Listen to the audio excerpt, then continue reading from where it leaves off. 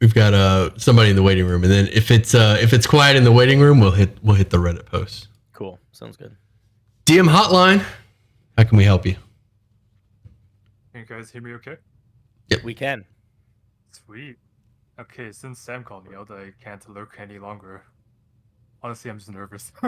So, my question is, well, actually, I'm trying to brainstorm ways to set up a scenario to start off one campaign. It's so, actually, before I talk about it, should I not go into certain details in case of spoilers for your viewers?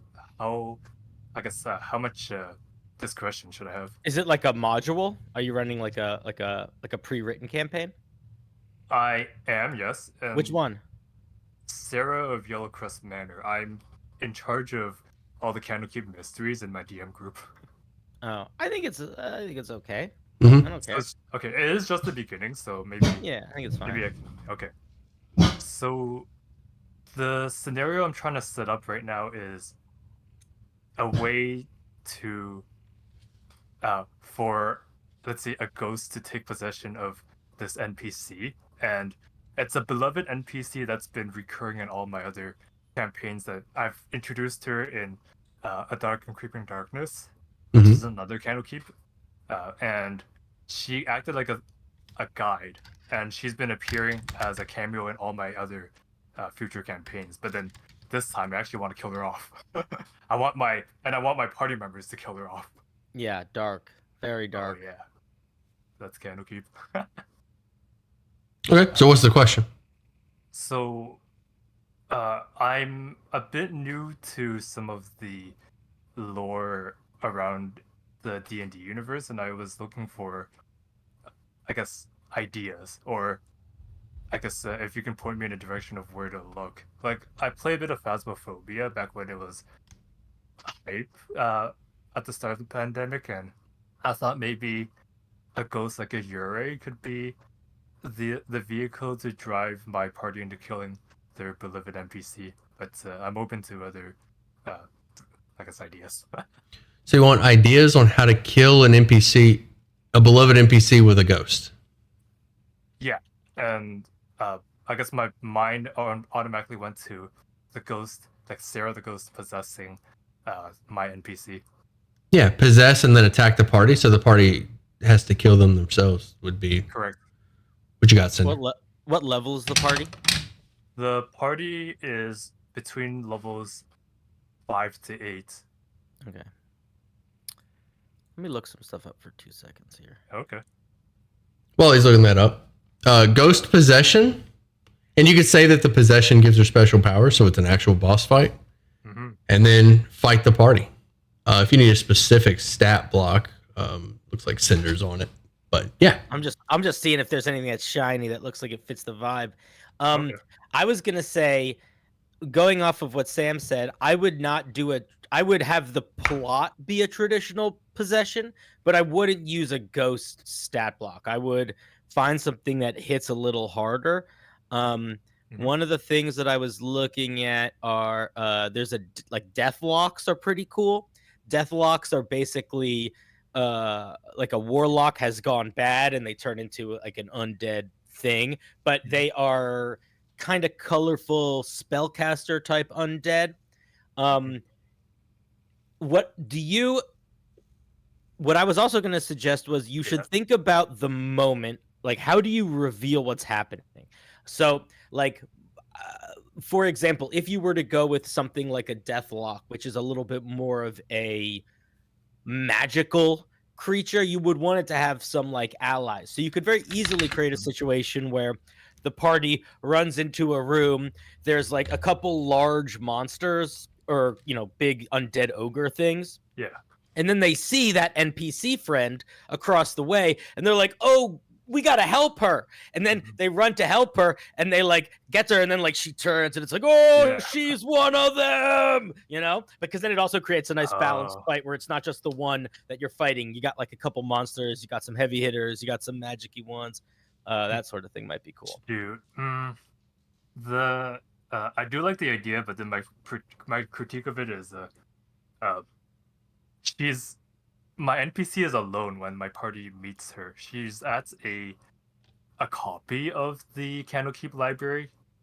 Uh, I actually I won't mention why it's a copy, but it's not too important. In that case, summons could work. Summons. I mean, instead of I don't know. Animated objects.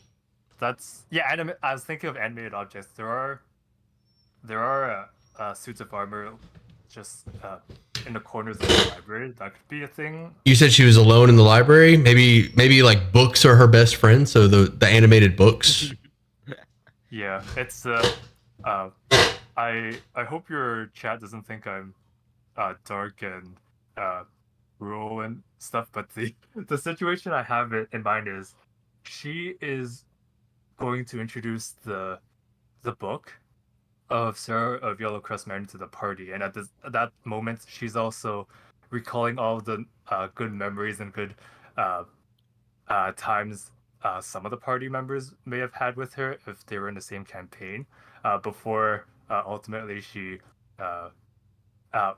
when I was talking about the Yuri, I recall there was one ability to instantly send a PC's like a player character's HP to 0. It's not that could really incite to violence. Yeah, that can get hectic. Why is she being possessed? It's because for Sarah of Yellowcrest Manor in that campaign, she's a victim of the tragedy in Waterdeep, and I want her anger to be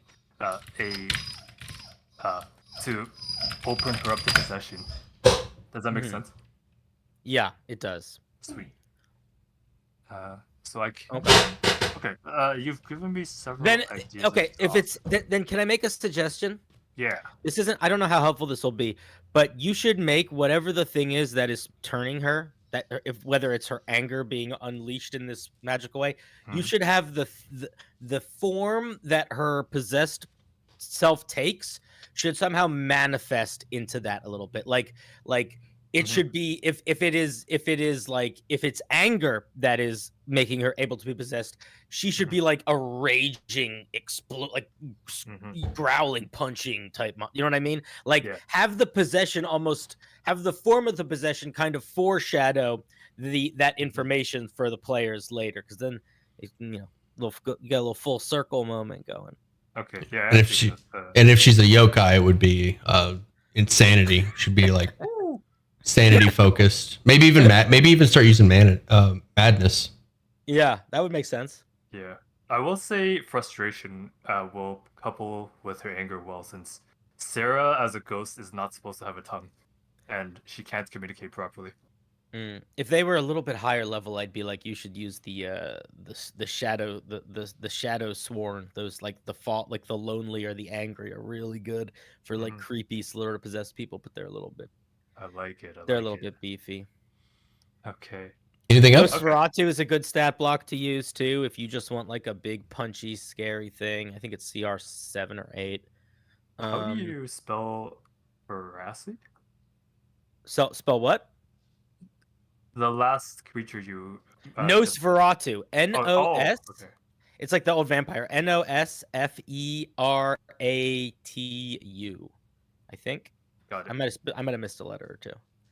I know who he is. I just misheard you. I'm sorry. Yeah, no worries. Okay.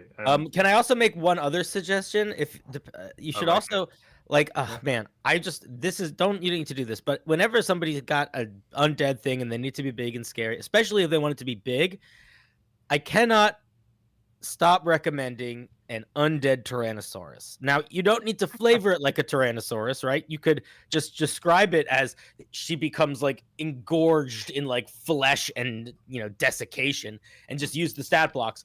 But it's a very powerful, big, scary monster. That is a lot of fun. Okay, I'll leave that option open just because. If you want it to be big. Okay. All right. Or if you want her to vomit zombies. Yeah. So anyway, I don't want to take up any more of your time. You guys have been very helpful. I will mention quickly to Sam that I do want to thank you for getting me into DMing. Your guide for Deep and Creeping Darkness did get me into DMing and opened up a lot of doors in my party's campaigns. Nice. Glad they helped. And I'm glad to hear that we're getting more DMs in the world. We need them. Yes, we do. You take it easy, bud. Get out of here. Oh, dude, he was so. Did you see how nice he was at the end there? You impacted him. That's the idea. That's the goal. That's why we're here, right? That's cool. I guess I'm here for clout. No, right. Clout farming I'm clout farming from a big YouTuber. Yes. Everybody, you should go follow Cinderblock Sally. Only if you want to. But only if you want to. DM Hotline. How can I help you this week, Nico? All right. So I've been working even more with my prestige level thing. Well, epic levels thing. And one of the people I'm working with suggested prestige levels. Problem is, I have zero idea how those work. Did you ask the person that suggested it? They tried to explain it, but I still couldn't fully understand. I don't know what a prestige level is. What is it from? It's another thing from 3rd edition. I tried looking into it. You mean a prestige class? Yes. See, shows you how much I know. My man.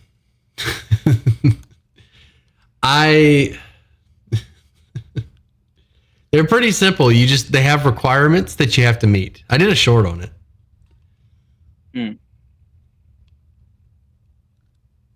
Cinder, you got anything for him?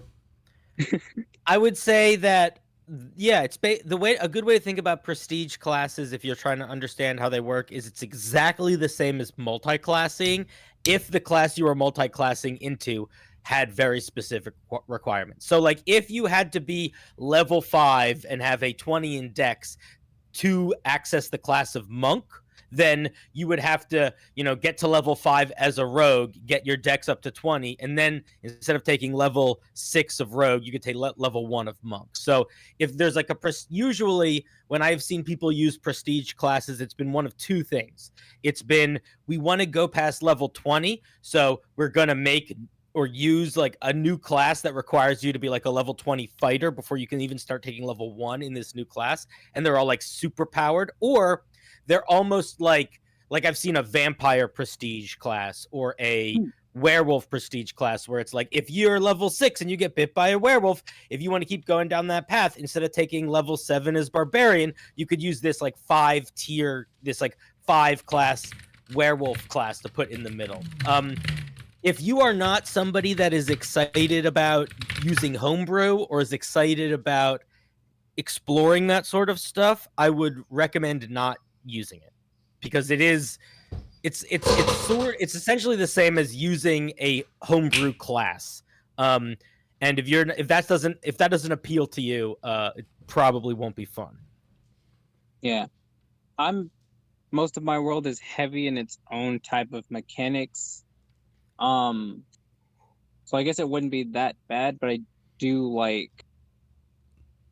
like the idea of epic levels where it's just let's say you went full 20 in fighter and you're now level 21. You just have to take a new level in a different class type of thing. Since there's no epic levels for, fighters. So an alternative that was introduced to me is you just take a different class and improve in that a bit. That could work. If you are trying to go beyond level 20, if that's the goal, then I would recommend looking at some homebrew prestige classes, just because taking level 1, 2, 3 features on top of level 20 character will be fun, but it won't be a continued progression of if you're a level 20 fighter and you start taking levels of cleric, it's gonna be spellcasting, which can interact with your character in cool ways, but you're not going to be any better of a fighter. If you're trying to become my fighter has 4 attacks at level 20, I want them to have 7 attacks. then I would look into prestige classes. And if you go on like Reddit, Unearthed Arcana, you can find some. They're just you just gotta be willing to like throw everything out in terms of balance, because when you're dealing with stuff beyond level 20, you're playing by your own rules. So you just got to be down to clown in a lot of different directions. Oh yeah, yeah. Balance. Never liked the idea of it. He's running an epic level game, so that was never an option. All right, fair. Anything else, Nico?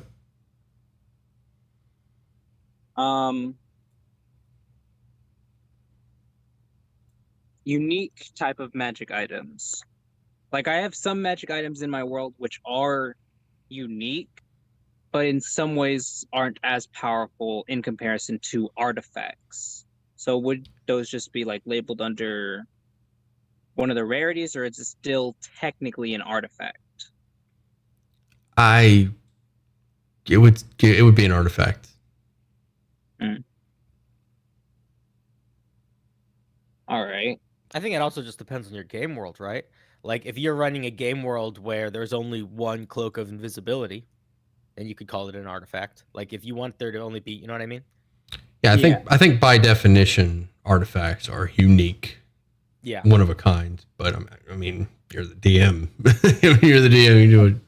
Just a thing that sort of like just became in my mind is artifacts are unique and powerful. That's just how my mind translates it. They are, and that is a good thing to think about. But I will also tell you that if you put every artifact on a thing and look at them, that powerfulness varies widely. Some of them are insanely powerful, where it's like, oh, if I have this, I can just break every combat encounter.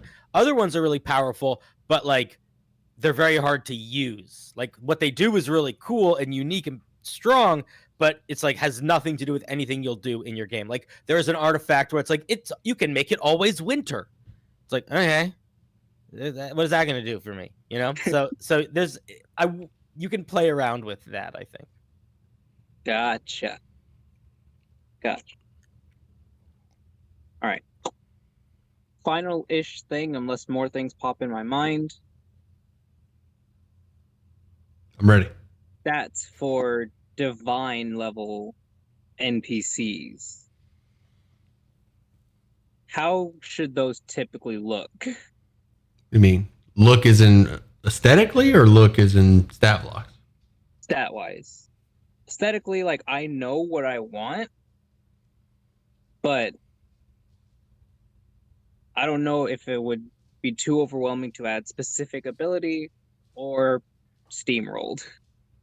Like, what, like, is expected almost? Look at what your party is capable of doing and then provide a challenge for that. If your party can deal 50 points of damage in a round, then give them as much health as you want them to last. So if you want them to last 4 rounds, give them 200 health. If you're crafting epic monsters, there's no way to craft things that can be combated against the kind of spells that an epic level party, like, remember we said throw balance out the window. Like when you get into epic level spells, the party's gonna be throwing things that you're just not ready for. So just throw some numbers now. Like chat says, number big, just big numbers. Number big. Number huge. All right. I think I got what I need for next session. Perfect. Can't wait to hear their terrifying scream. Mm-hmm. I can't wait to hear about it next week when you pop in here. That's a true dungeon master right there. Oh yeah, I come to DM Hotline very, very often. It's a good spot. I think that's all. Thank you, Sam, again. Cinder, you're cool. Yeah, don't you fucking thank me though. I don't want it. Hey Cinder, thanks. I'm gonna do it anyway because I am my own person. Okay. Everyone subscribe to Cinder, otherwise curse upon something random. Later, Niku. Later. You see what I did there? I did reverse psychology. You sure did. I wanted him to thank me. He wasn't doing it. He was going to do something other than thank me. Michael I made Scott. So I interrupted him. Oh man, I gotta read this message. Sorry, man. After almost 25 years of watching you, creepy, I'm gonna have to unsubscribe. The reason for this line of action is due to the circumference of your nose is not symmetrically equivalent to your ears. You know, Kurt, it's a hefty loss to the channel. It really is. Also, how can he tell you're wearing headphones? My ears are probably present in some video. You know, it's gonna hurt, and you know, it may take some time to heal, but goodbye. Goodbye, Kurt. All right. I appreciate when people tell you why they're leaving. Sorry, but I gotta unsub. So, wait, what? You ready for the next one, Cinder? I'm never ready, but I'm trying. I think you're doing fine.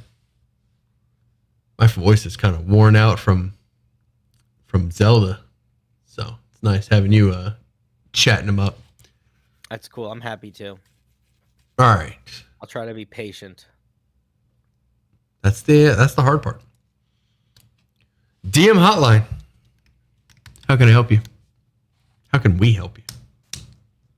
Yep. Can I imagine I'm the next one? Say again? Hello, Adrian. Hello. How's it going?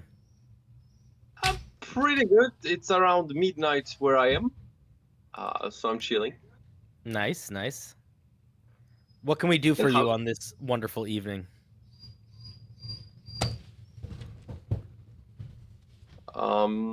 So the thing is that I finally started my first campaign Awesome.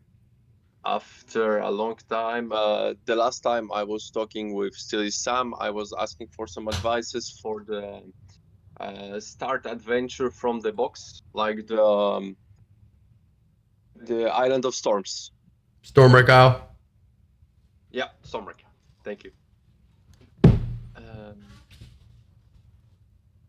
So the thing is that at the end of the day, we couldn't finish it because the greatness of being DM is that some people are just not coming. Mm-hmm. It happens. Yeah. Sadly. So I started a new campaign. I prepared my stuff, and so my first question is, because we only played first actual game. And the thing is that I made them meet an NPC. I didn't specify what kind of NPC it is because, like, at the beginning, first player, because they're split. So the first player met the NPC when he was getting a beating. Then he just said some certain phrase like "it won't be forgotten," and he disappeared. Mm-hmm. And then it happened to the second person who was eating with some guy, and he said the same, and he disappeared. So the thing is, do you have any idea for someone like that, like some kind of entity that could be very interesting to put into the campaign? An interesting. Entity? Yes, let's say not a human. Yeah, yeah, yeah. To throw into your brand new campaigns you just started, or to the last one that died? We throw to the brand new campaign, but like I just want to, like, from time to time they will meet the entity and then they will meet it at the end. I'm not sure if I want to make it bad entity. Yeah, you just want it to be. I like that idea. I would strongly suggest. Okay, so there are some monsters in D&D that are traditionally very bad, but they don't have to be bad. But I would strongly suggest you look at the Star Spawn. The Star Spawn are like eldritch, cosmic horror monsters. They are very psychic. They do a lot of other dimensional stuff. And one of the things that I like about them is they can have very unknown goals. So like they could just take interest in a party for some reason. and sort of dip in and out. If you wanted them to be slightly less immediately scary, another thing that you might want to consider would be maybe the Gith Zerai, or the Gith Yonki, which are basically aliens that live in the astral sea, and they do a lot of dimension hopping for their own purposes. The Gith Zerai are like these psionic monks that come from the realm of chaos, and they are trying to constantly work towards like building balance. The Gith Yonki are like space pirates, so they will have more nefarious goals normally, but they are also creatures that do a lot of dipping in and out. The first thing that I thought of when you were telling that story was the Shadar Kai. The Shadar Kai are not aliens; they're people, but they are elves from the Shadow Realm, from the Shadowfell, and they do a lot of disappearing, reappearing, and they have their own sort of mysterious goals because they live in the Shadowfell. But they're not really aliens; they're people. But that is what it sounded. I was like, oh, that sounds like some Shadar Kai stuff. Okay, so I noted it already. The thing is that like this person, every time they meet the person, it was resembling at like someone different. What is the theme? Wait, someone did like changeling. What is the theme of your, like, give me some information about your campaign. About my campaign. So like for the beginning, like I don't have any specified goal. Like my one goal that I talked on the last stream was that I would like them to go to an island that's like covered through like in a very thick fog, and the zombies are coming from the fog, and it's Yeah, like I remember that. rotting stuff around it. Yeah. Cool. That sounds really fun too. So I think I decided that it's gonna be actually like Rainbow Island. Okay, so if it's an island, a bronze dragon. So it's an island, a bronze dragon. No, it's more like the fog by itself is killing people, is infecting stuff, and it's coming from somewhere in the island. No, But no, the I meant island itself is a happy place, like the unicorns, the rainbows, and stuff. okay. Which will make it hard to discover.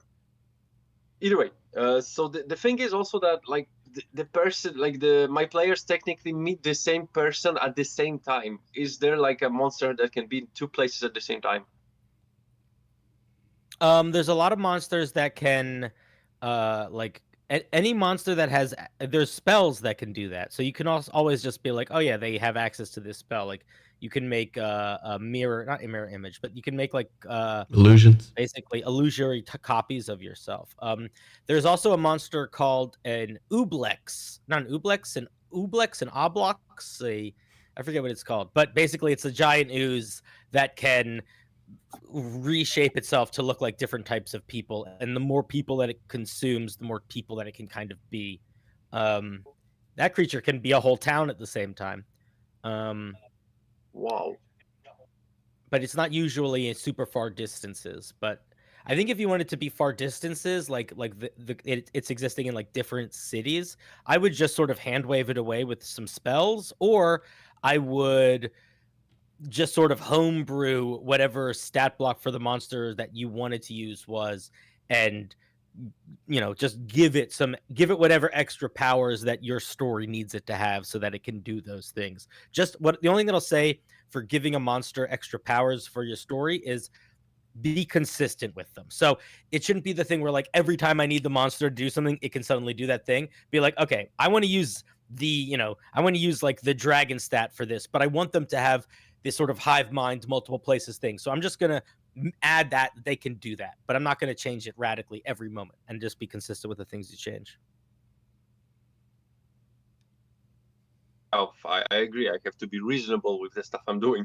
Medium reasonable. Medium. It's still D&D. You want to give them a hard time, and you want them to overcome that hard time. So you got to give them a little bit of a hard time. Okay, so this a part of this question: how can I inflict, let's say, the most possible mental damage on my group? Mental damage? Yes. Do you mean like genuinely, like you want to make them upset with you? No. or like their characters having like a hard time? Not exactly, actually. I'm thinking something about that will make them, from time to time, of course, not the whole campaign, make them walk on their toes. Oh, I see. Mimics are great for that. You know, if you make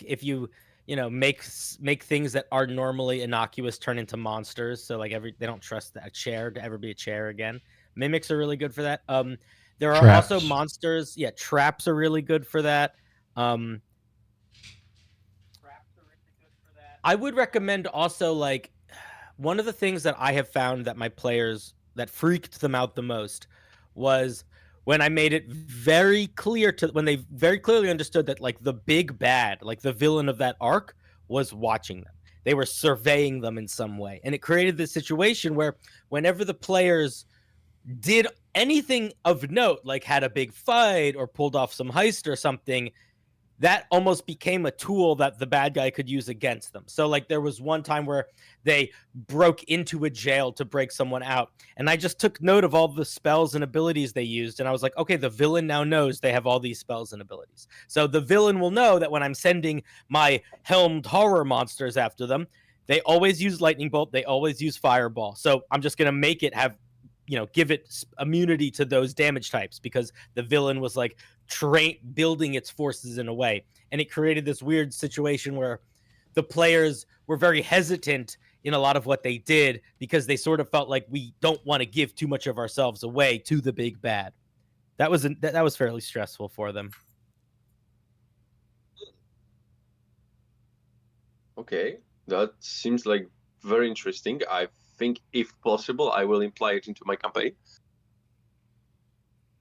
And there's spells that do that. Just scrying. Just have them cast, you got a bunch of guys casting scrying.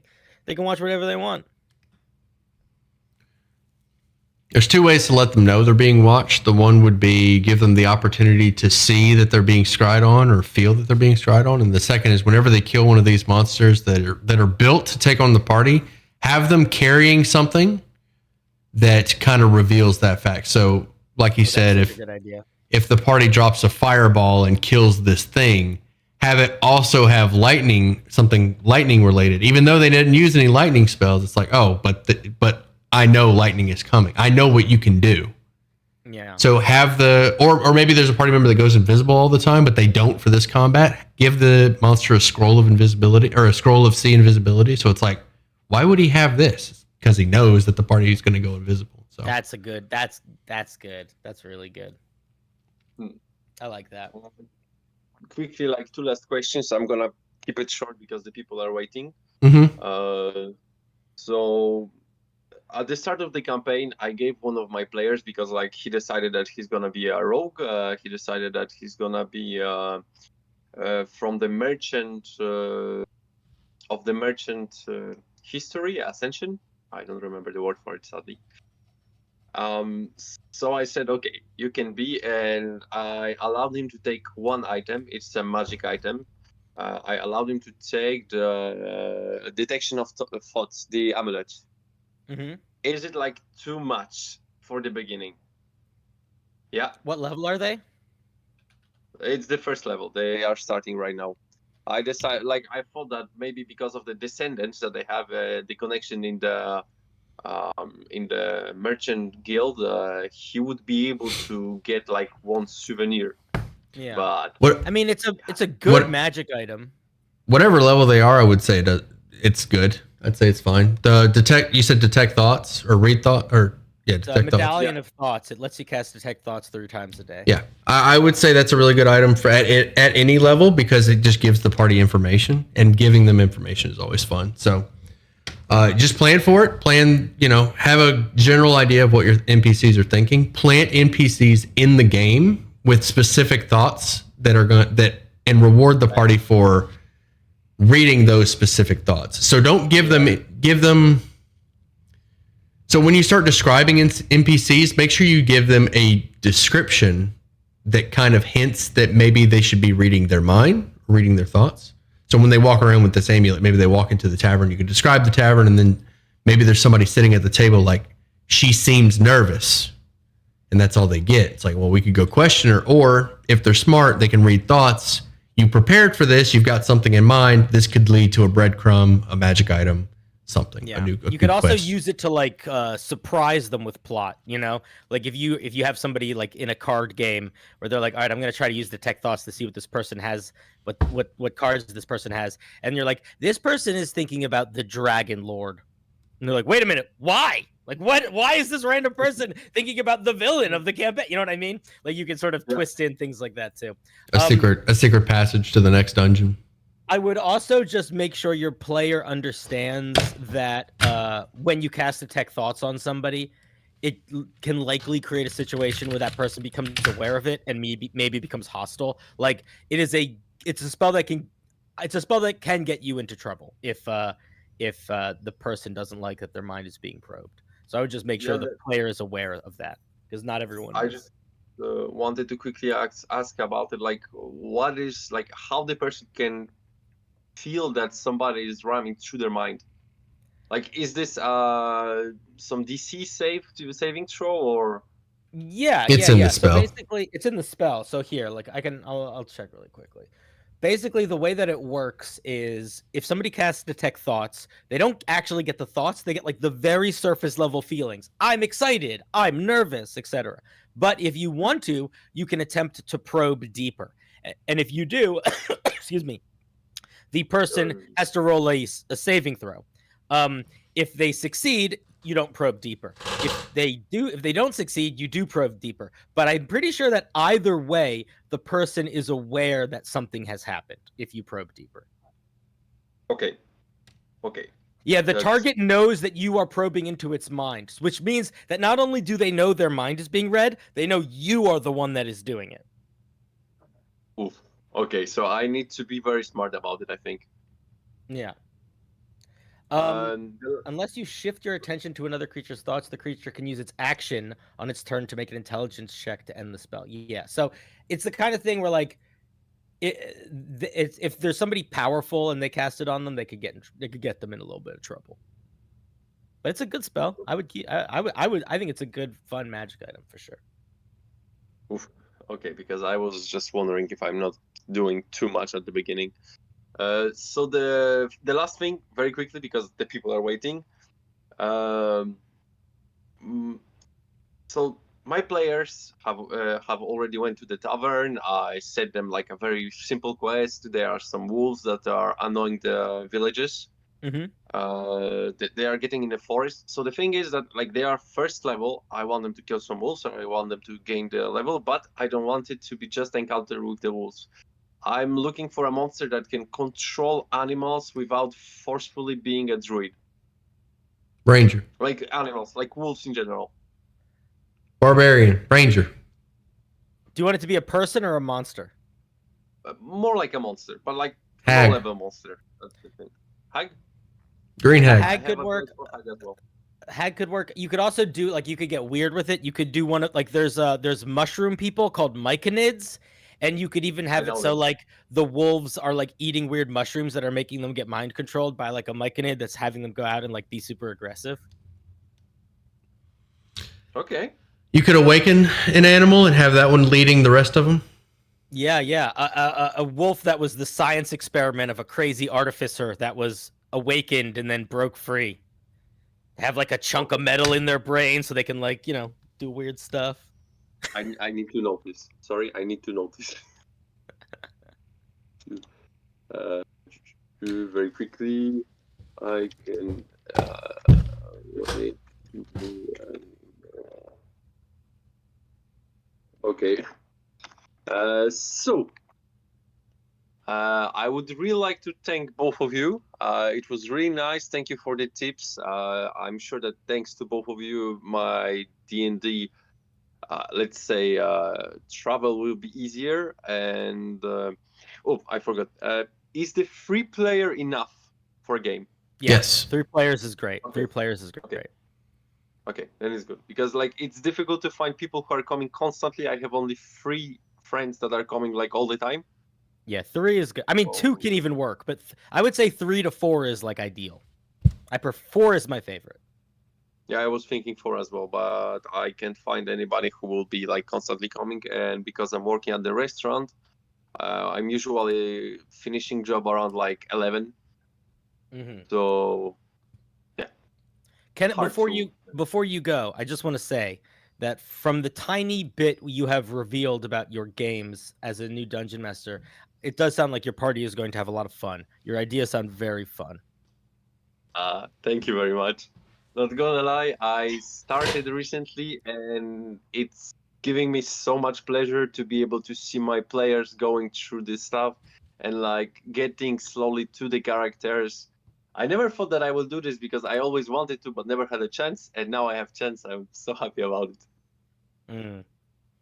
Good. Do it more. Sounds cool. Sounds like fun games. Take it easy, bud. Have a good day, both of You you. too, man. Yeah, you too. That guy was great. Yeah, Dude, He's got been good in- ideas. He's got good ideas for a new DM. he was in here before. We were talking about his island. The island was mist and zombies. That's creepy as hell. All right, ready for the next one? I'm as ready as I'll ever be. You want to keep? Do you need a break? You want to keep grinding? No, I never need it. I'll sleep when I'm dead. All right. DM hotline. How can we help you? Boy, come here. Jeff, you're muted. Mike's muted, bud. Game Master, what can I do for you? Huh? You're cutting out. Wait, can you hear me now? I hear Yes. Good. Okay, awesome. Yeah. So we're here. First off, I just want to say thanks for having the show. It's such a cool thing that exists, and it's cool that you keep it up. Thanks, bud. I will Yeah. keep it up. Badass.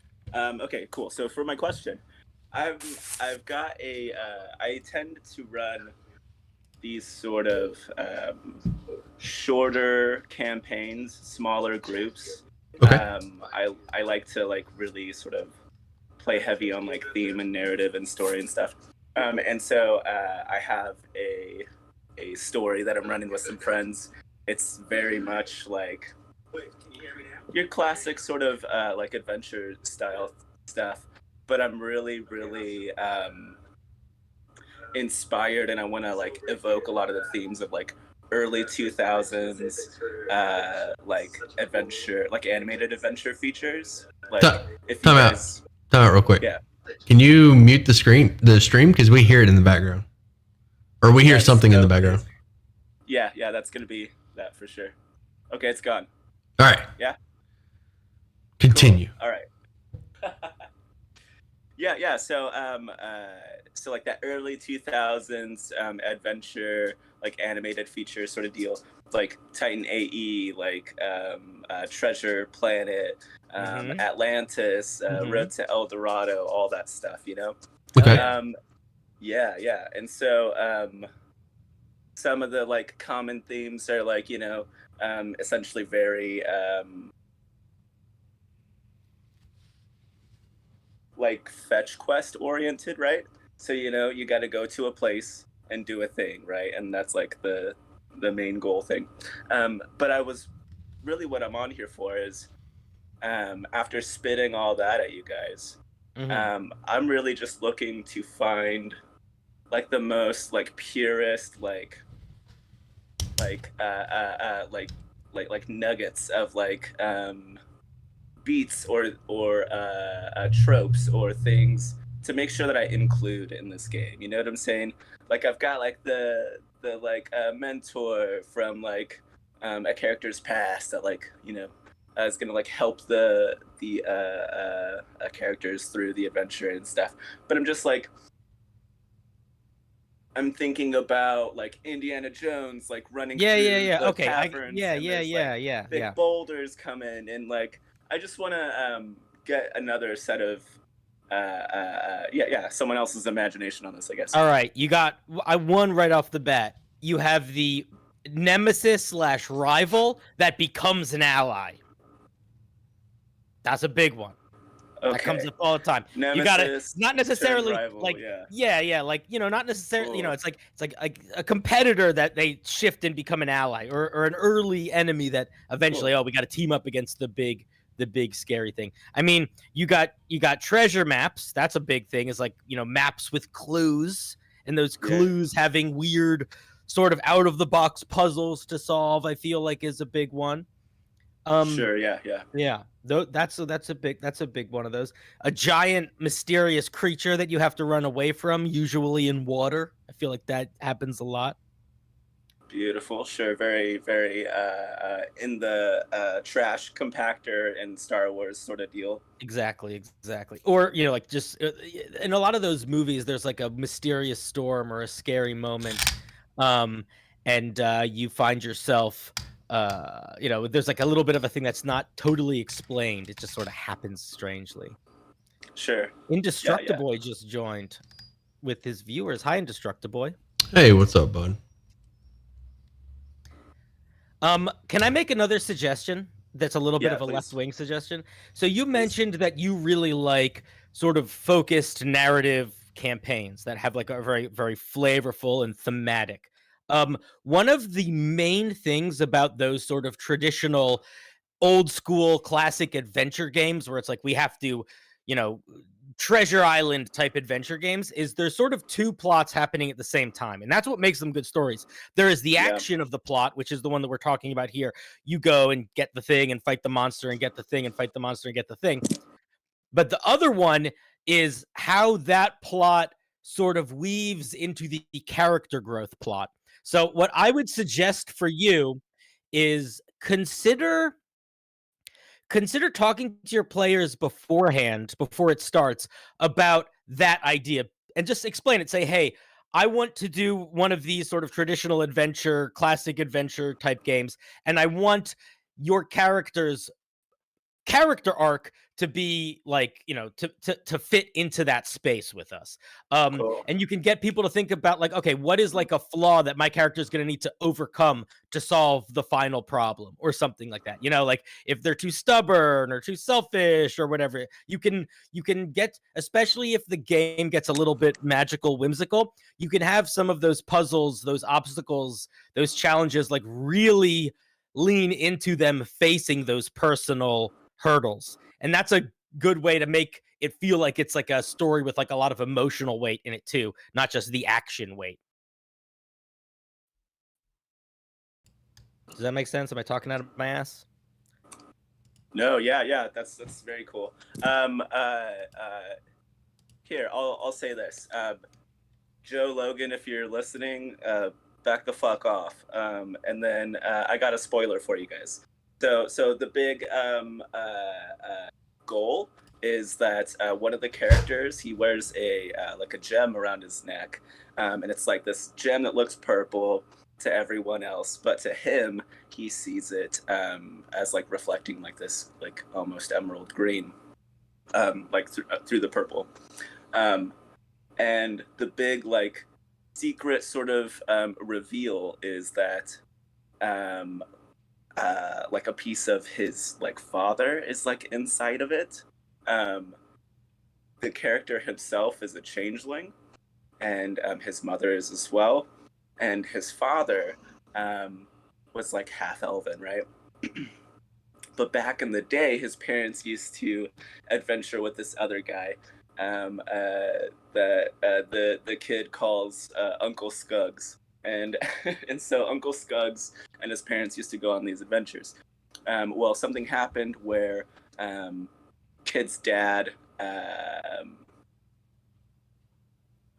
one of the people in the kid's parents' party, basically pulls one over on their employer and shows the party afterward. There's a kerfuffle and things go sideways. The thing that they were trying to like give to their employer, this dude ended up making a copy and took. And so he shows it to the party.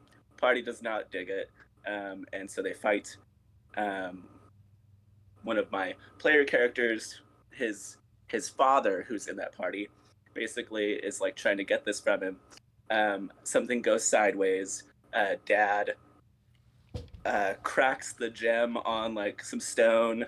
Stone cracks, explodes, releases energy, just like this whole like explosion, implosion thing. Dad is gone.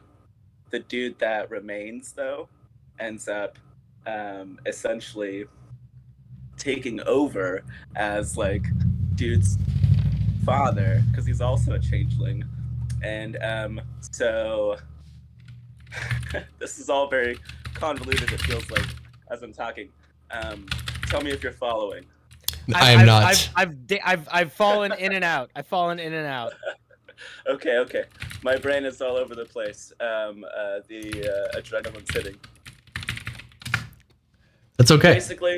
Basically, what I'm getting at is, Kid is gonna like, for the adventure that we're gonna be, that I'm actually worried about running. Kid is gonna find out that the dad that he's had, his whole life basically is not actually his father. It's been a stand-in because his mom thought that was the appropriate choice. Obviously not. And then he's going to find out that there's actually another source of this material that made this gem, and that there's a chance to save his father if he can access it. And so it's like, buried into a cave. And so you have to go through a cave and find the gem and hopefully find a way to retrieve your father out of this gem. Whew. Thank you. That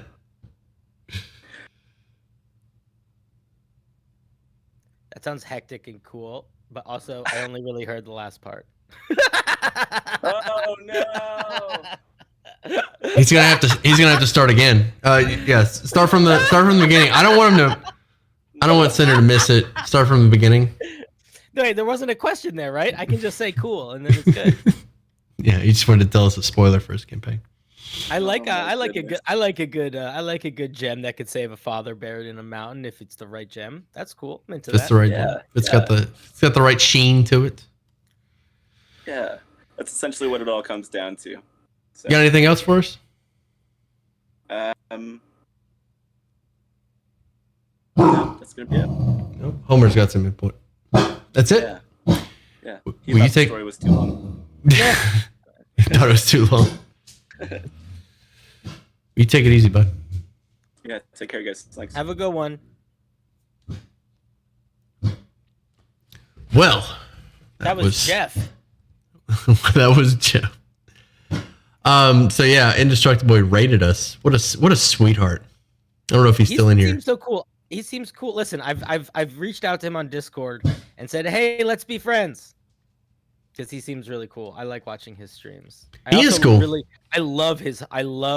He's so good at outrage moments. He's my favorite person to like talk about. Like, he's good at being like, look at this. Yeah, I'm like, I want to look at that now. He is. You told me. You said it good. He's the what's the word? He's I don't want to say I don't think there's any way to word this without sounding bad. He's confrontational. I think he's very aggressive. Maybe I don't know. Yeah, I see what. Yeah, because he's not. I would not call him aggressive or confrontational, but he does not shy away from conflict and pointing at stuff that. Maybe that's way. Yeah, but I don't know what the I word. like his stuff a lot. I follow him on Twitter. He's very much like. He's my favorite person to follow. He's my favorite TTRPG space person on Twitter. Yeah, Reddit and Twitter. He is very much suffer no fools. I'll say that. Yeah. Suffer no fools. I love a good fool. All right, waiting room's open. Yeah, if you want to join the waiting room, the instructions are on the screen. Join Steely Sam's Discord, and then do whatever it says. Type Jash join. You can come hang out with us. You can tell us a story we might pay attention to. You could ask us a question. Looks like one of my people was struggling to get in. I saw that same person that asked you how do I join in the chat. Had a whole had a whole moment in my Discord asking about figuring it out. They're struggling, so we'll see if they can get their question in somehow. What part? I don't know what part. Discord.gg/SteelySam. I have my own. Dude, they said that they. I don't know, man. I don't know.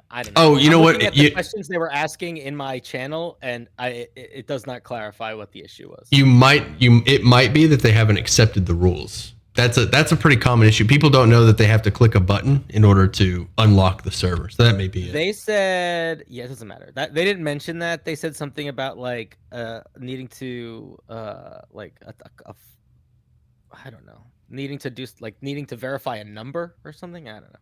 Oh, a phone number. Yeah, that's to prevent bots. So you have to have a valid phone number in order to join the Discord. Otherwise, bots are going to storm in. It was saying that number was already registered. Maybe they already joined and they didn't realize. That I don't know. That's gonna be a Discord thing. Who knows? I will say this user, they reached out on my channel and were asking if they could make homebrew based on me, if I would review it. What would Well, I don't know what a Cinderblock Sally homebrew would be, but what I told them, and I'm going to stick to my guns on this, is that if you are trying to make homebrew, because for folks that don't know, I review homebrew every Sunday night. But if somebody's wanting to make homebrew of me, I have decided that's hard mode. So I'm going to give no feedback. I'm going to be truly as critical as I can be in a way that I feel like I will accept nothing other than basically perfection. And they have never posted anything.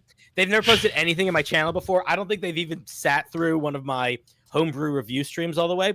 So I don't know if they understand like the goal that they're shooting for. I told them, they were like, would you make a video about it if I do that? And I was like, if I accept it, then maybe. But like the chances of me accepting it are basically it's not going to happen. Like I would be so surprised if I saw it and I was like, yes, this works, because I'm going to say, if a single word out of place, the wrong use of a word, let alone it being mechanically sound, balanced, but also interesting. Like if I don't want to play it, it also fails. Man, you're going to hate mine. I'm going to throw down a commoner. I'm going to throw down a commoner working a regular job.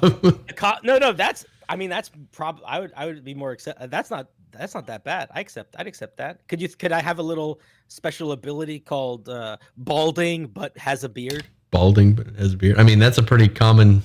But put it in my stat block. Okay, man. okay. If it's got to be in the stat block, then yeah. All right. Special ability, basement dweller, advantage on hide checks in the basement. Dude, I am a basement dweller. I'm in a basement right now. I have all sorts of insects that hang out in here with me. It's great. Conserve calories. Can live off of Mountain Dew and pizza. I don't know what your diet is. It's just your basic. I'll be very honest. I don't like Mountain Dew. You don't like Mountain Dew? Good. I'm not big on Mountain Dew either. I think my go-to soda is root beer. Really? Me too. Root beer is the best. I love root beer. Give me the knocks, man. Root beer is the best. Root beer is so good. Chad is looking at us right now like we are insane. Why? No, I just know root beer is one of those hot topics. It is. Black well, licorice. A lot of Europeans don't like root beer also, because a lot of European medicine is root beer flavored. Man, that sounds like the place to be. I know, right? Give me that cold. And healthcare is free too, so you can be like, oh, root beer. Yeah. Somebody likes Red Bull. Red Bull's okay. All right, Kalia wants back. What do you got for us, Kali? Dungeon Master Hotline. You're muted, Kalia. Forgot that. Welcome back. Nice to see you again. It's been so long. Yeah, I've missed you. It's only been like, what, an hour? It felt like 5 years without you. What you got? Felt like 10 without you, Sam. Oh, one upper. What you got? What you got? What you want to talk about? I was just gonna ask, how do you guys think you would do a Legend of Zelda campaign in D&D? You can start us off, Cinder. You got something? Yeah, my first thought was I would lean hard into the breakable items, I think. Like I would go Breath of the Wild vibe. I would make it really sprawling. I would go try to make it a sandboxy feel because I like those games in general. But I would probably encourage weird and a lot of one-time use items that could potentially be combined to do goofs and gaffs. And like big ancient structures with sort of like hidden puzzles and that sort of thing. That's what might be cool? If you keep the powers that Link gets from the Sheikah's Blade, but give one to each player. Oh, that would be really cool. Actually pulling the different like feature, if you were like really trying to make it based off of a Zelda game and not just Zelda feeling, that would be really cool. It's like, let's pull special powerful objects or songs from Zelda games and make them like findable and wieldable in game. That'd be sick. That'd be really cool. What aspect of Zelda is your or keeps you playing it? I'll say. What aspect of Zelda makes you go, this game is freaking amazing and I love it? Specifically. Yeah, me or you? Yeah, golly, you. I think I just like the exploration and the fact that I can actually climb things. Okay. Go anywhere, do anything, find all the collectibles. So the way to make exploration fun, and this is kind of a debate. It's not even a debate. This is just how I feel about exploration, and everybody else seems to feel a different way. A lot of people complain about the exploration pillar in D&D and how it's non-existent, but I'm just going to tell you now, exploration is the DM's description of things and what they have planned and what is there. That is what exploration is. If you're in one room of a dungeon and there's a door to your left and a door to your right, exploration is finding out what's on the other side of the door. It's how the DM describes what's on the other side of the door when they open it. So everything exploration related is based off of the DM's description and their prep and what's there and how to make it interesting. That's what exploration is. So as far as how to do that in D&D, I mean, that's it. Make whatever's on the other side of that door, other side of that tree, other side of that hill, interesting. More to. I agree. I think that's a good way of putting it. I like that a lot. Yeah. More to the Zelda thing. If you want it more Tears of the Kingdom related, one of the fun things for me in Tears of the Kingdom so far has been the fusions. There's a lot of interesting things, and that goes back to the exploration. Is like, what happens when I add my apple to the sword? Now I have an apple sword. So have a lot of things that can be combined, fusion, because Zelda has the advantage of being very visual, and that's where a lot of the puzzles come from. I walk into a room and there's an S-shaped hole in the wall. So I guess I have to grab this block and, if I turn it a certain way, it makes an S shape. I can fit it through that hole. You don't really have that in D&D because if I just tell you there's an S-shaped hole in the wall and there's a block that if you turn it a specific way, it makes an S. It's like, I just put the block through the hole. It doesn't translate as well when you can't physically do it with your controller and you're just describing it. So you have to lean a lot into the discovery, like you just said, or the exploration and the discovery. So having items that can be combined, knowing what those combinations are going to do, it's going to take a lot of work on your part. But yeah, that's the interesting thing for me and for you about Zelda, and for a lot of people, is just that discovery. So you need to have something there for them to discover. Could work with maps. Yeah, I was gonna say maps are I think are the best way to give players like a toolbox to be like, what can I go see? A big map that has a couple weird shapes on it that represent strange places, and suddenly, and like names of forests, and suddenly you have like players making choices about the way they're navigating the world to get to certain locations. Maps are so good for that. Yeah, so that's something that kind of gives them points of interest without telling them specifically you can go left or you can go right. Rather, you can say off in the distance, because you remember, like, as soon as I finished the tutorial, and probably a lot of other people did this, as soon as you walk out of that first room, Elden Ring is the same way. As soon as you walk out of that intro, You have this wide open world in front of you, and you can see these points off in the distance. You can see a big tower kind of looming up off of the trees. You can see like the skull. You remember the skull in the dirt? It's like, oh, what is that? You know. So you have to describe those things in a way where it sounds like an option. Because what sounds more interesting? You leave the tomb. There's a path leading to your left and to your right, or you leave the tomb. You see a gigantic golden tree jump like merging up out of the water. You see a skull off into the hill.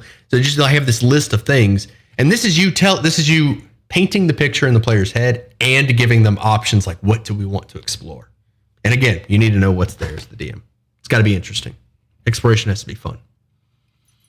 Yeah. Pass turn. Something else I'm also noticing about like the map in Tears of the Kingdom currently is that they actually have some big landmark things in the areas you don't have the map unlocked for yet, and then also a more detailed map for the place you have the sky view tower. Yeah. Like maps are pretty, and it would be great for them to look at it, make choices. But if you give them a big map that's already that they don't need to unlock, then you might run the risk of giving choice paralysis, where there's like just too many things. So you want to keep it down to like 3 or 5. That. 3 or 5. That's why I said the descriptions of what you see in front of you: a skull, tower, big tree. 3 to 5, maybe 7. I don't know what choice paralysis. I think 7 is when choice paralysis starts in. So just just a handful of things that can go explore. Yeah, whatever number of things there are at the grocery store, that's when it happens for me. Well, I was mostly here just to chat while there was no one waiting, but there is now a person waiting, so I will leave you guys to it. See you around, Colin. Yeah, good question about Zelda. Can I say that I've already been thinking about this? That's why I had that's why that answer sounded so ready, because I've already been thinking about this. All right, I accept. You don't need to tell them that though. They don't need to know that. I'm pretty transparent. Oh, you have to live behind veils and I veils. can't do it, man. I get so Veils excited. and veils. Listen, I get excited about things and I want to talk about them. I can't. I've tried to keep things. It's hard, man. It's hard not to spoil things. You could ask my party, man. It's just hard not to talk about it. That's fair. That's fair. That's fair. All right. DM Hotline. How can we help you? Just mute the stream here real fast. Hey, so I am coming here from Cinder's stream. Welcome. Hello. Welcome. I'm your head, I guess. And while I'm not trying to figure out ways to troll Cinder, I am running a DM. I'm running a game. Mm-hmm. And the problem that I have right now is that my players trust the wrong NPC too much. So one of my general issues as DM is I don't make enough engaging NPC. Like I have to try extra hard to, sort of fill the game with, enough NPC. Okay. Players interacting with and whatnot. And I recently ran a little murder mystery, which is a lot of fun, but the players didn't quite catch the bad guy. They came close. They didn't quite catch him. Mm-hmm. And now they sort of latched onto that guy is the one that they trust the most. They sort of how players latch onto NPCs sometimes. Their favorite NPC. Yeah, absolutely. sure. They've done that to this one. And now the next mission that they chose to go on is sort of this bad guy NPC's pet project. It's to go get a really, really powerful artifact weapon that some people think has a curse on it. Okay. And he's willing to go and he's willing to take that chance and endanger everybody, right? Okay. And he's, I'm worried that, they're going to go on this mission together. They're going to probably end up trusting this NPC more. Okay. And then there's going to be an inevitable betrayal, and then they will never trust any NPC ever again. Okay. So, So- and you want to know how to prevent that? Yeah, I feel like I might have backed myself into a little bit of a corner. All right, I got you. Well, Cinder, you got anything you want to go first? You seemed so. I do, but you said I got you in a way that I felt like I was being wrapped in a blanket. So I just want to know what your idea is first. Okay. So your NPC has a motivation. So I'm going to ask you a couple questions first to kind of unpack what we're dealing with. First off, what is their mode? How do they feel? Let's start with how do they feel about the party? How does this bad NPC feel about the party? So the that is probably like too much of a blanket to describe them. So the NPC was the former they ran like a resistance movement Mhm. before earlier in the campaign. Okay. And they were like sort of like the boss of the party, but now the party is sort of like graduated above that. Okay. And they had like a pretty good working relationship before that, and the NPC at this point, like they're not. I wouldn't say they're like necessarily friends. I mean, they're close to friends. How does the NPC in their head feel about the party? Love, The hate. NPC in their head feels like the NPC in their head thinks that the party are good people trying to do the right thing, but not willing to go far enough. Not willing to go And far enough. there's definitely some like respect and affection there. Okay, that's perfect. So this quote unquote bad NPC likes the party, but is worried about the party's judgment of their decisions, of what they want. Right.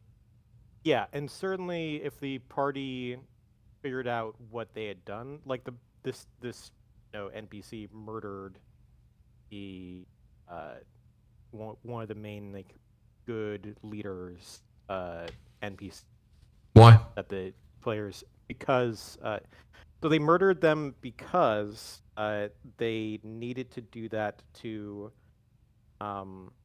attune to a rare sort of evil item. I know these questions are starting to be really specific, but it's important because Sure. it's going to be how this NPC approaches the party about it. So you got to like have this ready, and I want to know as well. So my next question is, how does the NPC feel about having to kill this good leader in order to attune to this item? Bad. They feel guilt, really? Yeah, for sure. Perfect. And they All right, so if there had been a different way, they would have gone for that, but they didn't think there was another way. then you got to lean into that. Then you got to sell it. This NPC not only likes the party, but feels guilty about the sacrifices that they have to make to get to what they want. And if you just sell that to the party, the key thing that hinges on whether or not your party is whether you're going to walk away from this satisfied or not. The key thing hinges on whether or not this NPC can convince the party or make the party understand, not convert them, but make them understand. Like the party needs to know. First of all, he's gonna have to be honest. At some point, he's gonna have to be honest. Yeah. I don't know when. Maybe when they get to the dungeon, they can start kind of explaining it. I would, as a DM, present opportunities for the party to have to cross the line sometimes in order to achieve their goals. That way, this is something for the NPC to look at and go, look, I know you guys are mad at me about killing that leader, but remember, we had to do the same thing not 10 minutes ago just to get to where we are right now. So create Sort of situations. like, well, not so different you and I moment. Exactly. Create situations where the party are going to have to compromise their own situation. And the entire purpose, what you want is for the party to look at this NPC and question their own motives. Not look at the NPC and go, that's a bad guy. They have to look at this NPC and go, we lost him. Like, should we join them? That should be the question. Should we join them? You want them to start thinking in their own head, like, are we doing the right thing? Or are they... To have like a moment where they either identify or come close to identifying with it, with Yes. the NPC's motivation. So you have to sell it hard. I need you to like... At the very least being compassionate, like coming from a place of kind of understanding where their head is at. Yeah. Right. If I can make a suggestion, a good way, because this is also a real life thing that you could apply here to conflict resolution. I think that it will be a lot easier for them to feel empathy towards this NPC if if it is not revealed that the NPC killed this guy, if the NPC truly just decides to tell them. Like the NPC it's not like a surprise. It's like the NPC is like, guys, there's something that's been eating at me for a long time. But we're starting to get to know each other. I trust you. You trust me. We're all working towards this single thing. I don't want this to be on my back anymore. I feel terrible about it, but I also feel like it needed to be done. And then have them just fucking and just have them fucking confess. Like but like unprovoked. Where it's like it's not like a defensive confession. It's like they are putting themselves into the mouth of the lion because they are, beseeching the empathy of the party. That is a good way to make them feel very human in that moment. Especially if they're not like, I had to do it, you couldn't have. But if they're genuinely like, like this is, I feel bad, but I also really trust you guys, and I think that we can save the world together. This is something that I had to do, and I don't feel good about it, but I want you to know that, like, I will take that step for you so that we can solve this problem or whatever. You can turn it into anything you want, but having it come from an unprovoked space where it's like they are bringing it up will make the party be like, what the like the players, not the characters will do it, the characters, but the players sitting at the table will probably be like, what the fuck? Like it'll give them a little, because it's a very weird, because you expect the big reveal to be, aha. And like, okay, now we punch you because we got you. But it's like, no, it's not like that. It's like, I did trick you. I would have gotten away with it, but I don't want to trick you. I want us to work together. Yeah. Also, that's great advice. Yeah. Also, you want to demonstrate that NPC's willingness to make sacrifices more specifically than like, I'm willing to kill this good leader. Think like legitimate sacrifices. Like I've got to give up something important, like Thanos throwing his daughter off the cliff. Like you want to show the party that this NPC is serious and is not acting in a selfish way, but is making sacrifices for what they believe. And if they feel like maybe they jump in front of like a boar or some rhino charging at a party member and they jump in front, they take the hit or something. Well, maybe not that. Right. Some kind of sacrifice. Like, something where they give up something. Yeah, where they have to. I don't know, like maybe a hand or something. Yeah, a limb, a powerful magic item, a family member. Yeah.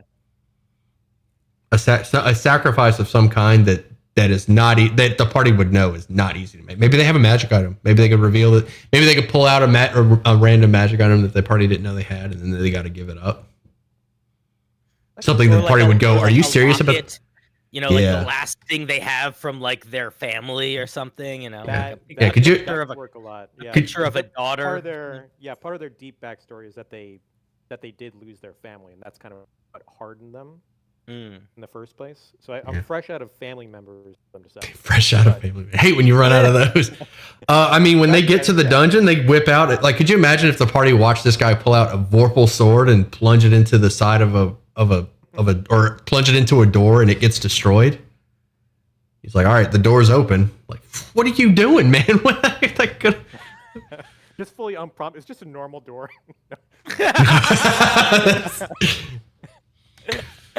All right, got anything else for us? That's great advice. No, I think that will be good for me. Let us know how it goes.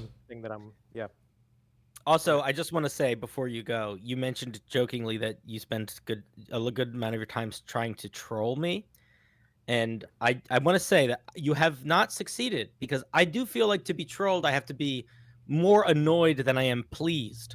And quite often when I see the things you post, whether on my videos or whatever, I am pleased, even if they are trolly. So if your goal is to troll me, you are failing. But if your goal is to create entertaining troll content, then you are succeeding. I would never admit to that.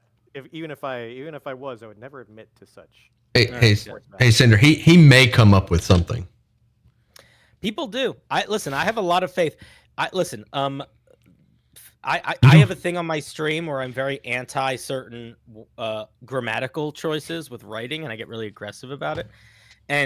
But I also follow the rules where it's like, okay, if you can figure out a way to use that grammatical choice correctly, I accept it. And our dear is one of the only people that has successfully done that multiple times, where they're like, you hate the word may, I'm gonna shove that shit in there and you're just gonna have to eat it. And it's like, all right, I accept. It's a dangerous game. It's a dangerous game, but man, somebody's got to play it. And I do appreciate whenever you win, and so far you have won every time. I'm gonna try to keep the streak going. All right, thanks a lot, guys. See ya, Baba. Later, bud. It's always confusing whenever he pops up on things because he's Baba Ganoush in most of my things, but then his name is Philip Mead other places, and it gets confusing for me. Hey guys, we're the DM Hotline. I'm the guest on Sam's stream. You wanna? There's some of you watching. Come ask us a question. Go to Sam's Discord. Go to the Discord. Type /join. You'll be put in a waiting room, and you can talk to Sam, Steely Sam himself, and some random other guy that's talking to him. Come hang out. We'll answer your questions. We can hit the Reddit if. What if an NPC takes a burden of a horrible decision that needs to be made to show his faith in the players? Oh, that's a nice idea, too. That's kind of a fun idea. A curse. Yeah. Kalia wants back in here. I'm on your Reddit right now. There's some good ones. I'm working on videos for them, but we can still talk about them. Kalia, what you got? I never know what to make videos about. And just to chat because no one else has been waiting. Mm-hmm. You seem lonely. So, Zelda. Oh my gosh. All right, what you got? Which powers would you take from which games and why? You can answer this, Sam. I've played 10 minutes of Zelda my whole life. Which powers? I mean, you could grab them all. Special ability. Grab them all. I really like the Lens of Truth. I think that would be a fun one. So give descriptions of things and then reward the players for using the Lens of Truth on it. So they all have like alternate things about them. So every time you describe a room, I want every time you describe a room for this one player to be like, all right, I'm whipping out the Lens of Truth. What do we see? But it's got to cost something. Otherwise, it'd be like, all right, I'm going to keep the Lens of Truth up at all times. Some dude said literally the whole Triforce. I don't Literally know what that means, the Triforce. but it sounds like it's powerful. Power, wisdom, and courage is the Triforce. It's called the Lens of Truth, right? It's got the eye, and you look through it. And it reveals hidden stuff. That would be a fun one. What else we got? It would be fun to have a chicken that you could throw at bad guys, and then if they hit it, then thousands of chickens would appear and start destroying them. That is. I would have that. That'd be good. Yeah. Any item or power that calls to you from those games. The concept of masks from Majora's Mask is really cool. Changing forms with masks is great. Yeah, that would be really cool. So different stat blocks that you can meld or change into. Like, oh, I'm going to be a bullet, or I'm going to be Ankeg. Put my Ankeg mask on. Or you could give them the power. So cool. A what?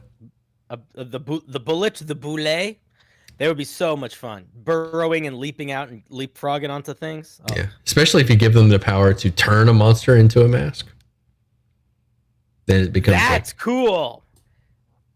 That's cool. So that would be a fun item, some sort of artifact that you could use to capture the essence of a creature in a mask that you could then wield. Oh my god, that's a campaign. That is an item. The bad guy would have that item. That's what I would do. I'd have the bad guy would have that item. Yeah, and they'd be like collecting masks of monsters, disseminating them to their followers. So like their henchmen would all have different powers that they could like put the masks on for. Oh, it was so cool. That's a good. I want to do that. I don't have time. I don't have a campaign to put that in, but that would be a fun campaign. Wait, did you say that is an item? No, I was saying that you'll have to make it. Oh yeah, somebody will make it. Oh no, I said that isn't like that would be a cool item. Is what I meant. Oh yeah, it would be such a cool item. All right, Kalia, what else? What else you got? It's a good question. I'm not sure what I have. How many hours in Tears of the Kingdom are you in? How do I check that? Oh, I don't know. I was, just guesstimating. It's been out for about 24 hours. My profile, and it just says first played 1 day ago. So I can't tell you how many hours I have specifically. Less than 24. Less than 24. Chat's I got feel a like question. it'd be a little bit concerning Sam if I is- had more than 24. Well, I mean, it's more than 24 because I don't know what time it came out yesterday.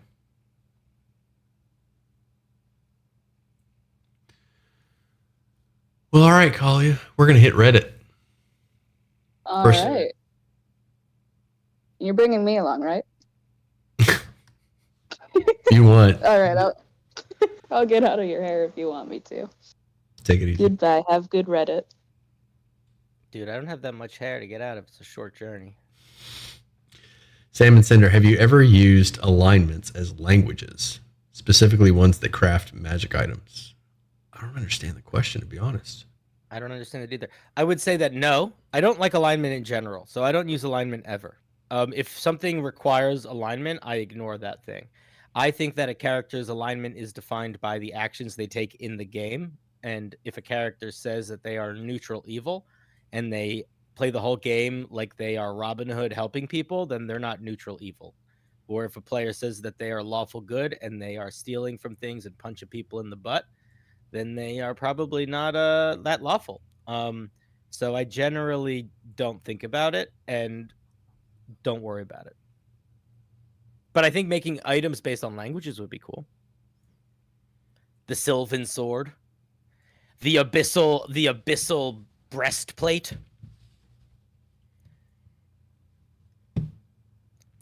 All right, to Reddit we go. To Reddit we go.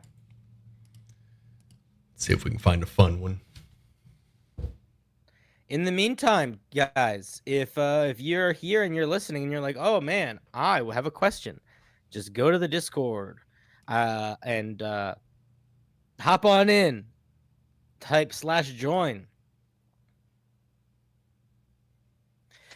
He's not going to help you make brew about me because he knows the rules, Dragapult. I'm in the room.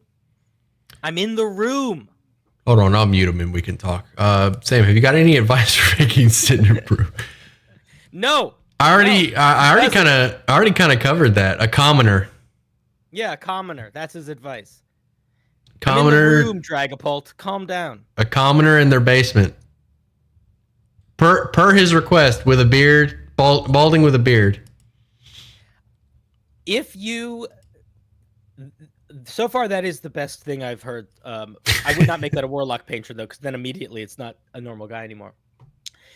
Here, I'll give you a tiny bit of advice, Dragapult. If you want to try to be an accurate representation of the human flesh sack in front of the camera, then I would suggest making it a commoner. If you want it to be a accurate representation of the eldritch force that is incepted itself into this flesh sack's mind, then I think you need to go very big, very cosmic, very eldritch.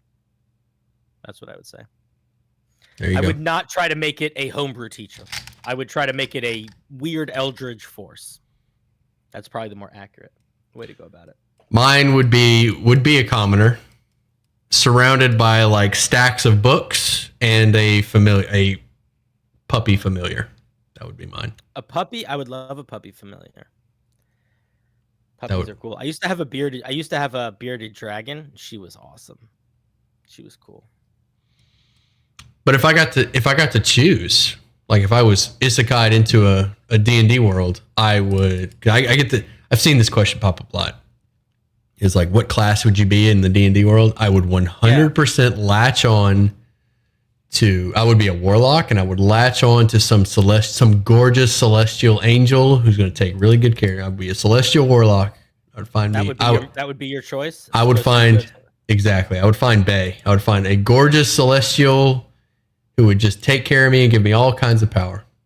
Celestial, like you get nothing for it. Short rest. I get my spells back. I don't gotta like study tomes and learn magic. I don't gotta work for anything. Just hang out with Bay. Do whatever Bay asks. Yeah. I think if I could pick, I would probably want to go druid. That's what I would. Oh pick. man, yeah. Turning into animals would be really cool. Turning into animals, a solid spell list, and it's similar where it's like you don't have to do any homework, and you're not really beholden to anything. I don't have to worship anybody. I don't have to learn a bunch of languages. Just That's like fair. look at trees every now and then. Yeah, druid I think would be the move.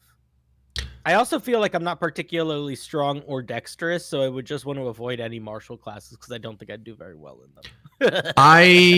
So turning into animals sounds really cool, but it requires work to like go out and do stuff. Like it sounds cool to be able to turn into an animal, but really I just, I want to chill. So like turning into a bird and then flapping my arms all the time so I go fly. Like, it would be cool. I think the novelty would wear off. But I would like it. But not a class, not like you get all the powers of a D&D class in this world. Like you are now in a D&D world. Yeah, that's all the more reason to stay locked up away from the dangers of the world. Being able to speak with animals, on the other hand, I'll take that. Yeah, but you can get that as a warlock. You can get that at will as an invocation. Dang right, and I would take it. That'd probably be my first invocation. Would be talking to animals. It would be great. I'd be sitting there talking. I would be packed to the chain. Yeah. There's my familiar. Yeah. This sack of flab on my couch, and then I would take. And you should also take Eyes of the Rune Keeper. Just read every language. That would be a very fun thing to be able to do in real life. That would be pretty cool. Do warlocks have we need an animal-based subclass for warlocks? We don't have one, do we? Or a nature-based warlock? No, I think you could make an argument for the Arc Fae, I guess. Yeah, the Fae. But it's not that close to it. No, there isn't really like a primal nature-y one. There's a lot of stuff that would make great warlocks that there just isn't of yet. What if animals were annoying to talk to? It couldn't be any more annoying than people. It would be any more annoying than people. It's just like with people. You got to find the cool ones. Like, oh man, this snake's an a-hole. This spider chilling in my attic. Man, that dude's got some stories. That dude's seen some stuff. Like, go hang out with him. That'd be fun. I would love to talk. I also to him. feel like it would depend how loud they were, because like I don't need to be. If you're like standing by an anthill and you can hear all of them, that's too loud. That's too many voices. I don't need to hear what every ant is saying. I would imagine it's maybe I don't know. But yeah, I would like to be able to talk to animals. And pretty much anything magic related where you like Hogwarts or D&D, any kind of fantasy world that you get transported into. That would be my go-to. First thing I would go to is like, all right, give me an animal. Well, Celestial Warlock, though, I like that was your first choice. I do think that is such a solid choice for like if you had to like actually be a warlock and like deal with that. Yeah, Celestial is the only one that wouldn't like kind of fuck you over. Exactly. Like, dude, an angel? Heck yeah, dude. Because you think like succubus, that would be great, but no, like suck my soul. We can't kiss. You're gonna have like 3 years of awesome and then like torment forever. Yeah, Celestial Warlock's like is just angel's gonna take care of you. You're good, mama, bae, sugar mama. All right, blind. All right, let's we got a caller. DM hotline. Dungeon Master hotline. How can we help you? Hello. So my name. Can you hear me? Hello. You're breaking up a bit. What you got? We can hear you now, though. Oh, there. Sorry. Oh, it might be because I'm on the other side of the planet. I'm currently calling in from Hobart in Australia. Cool.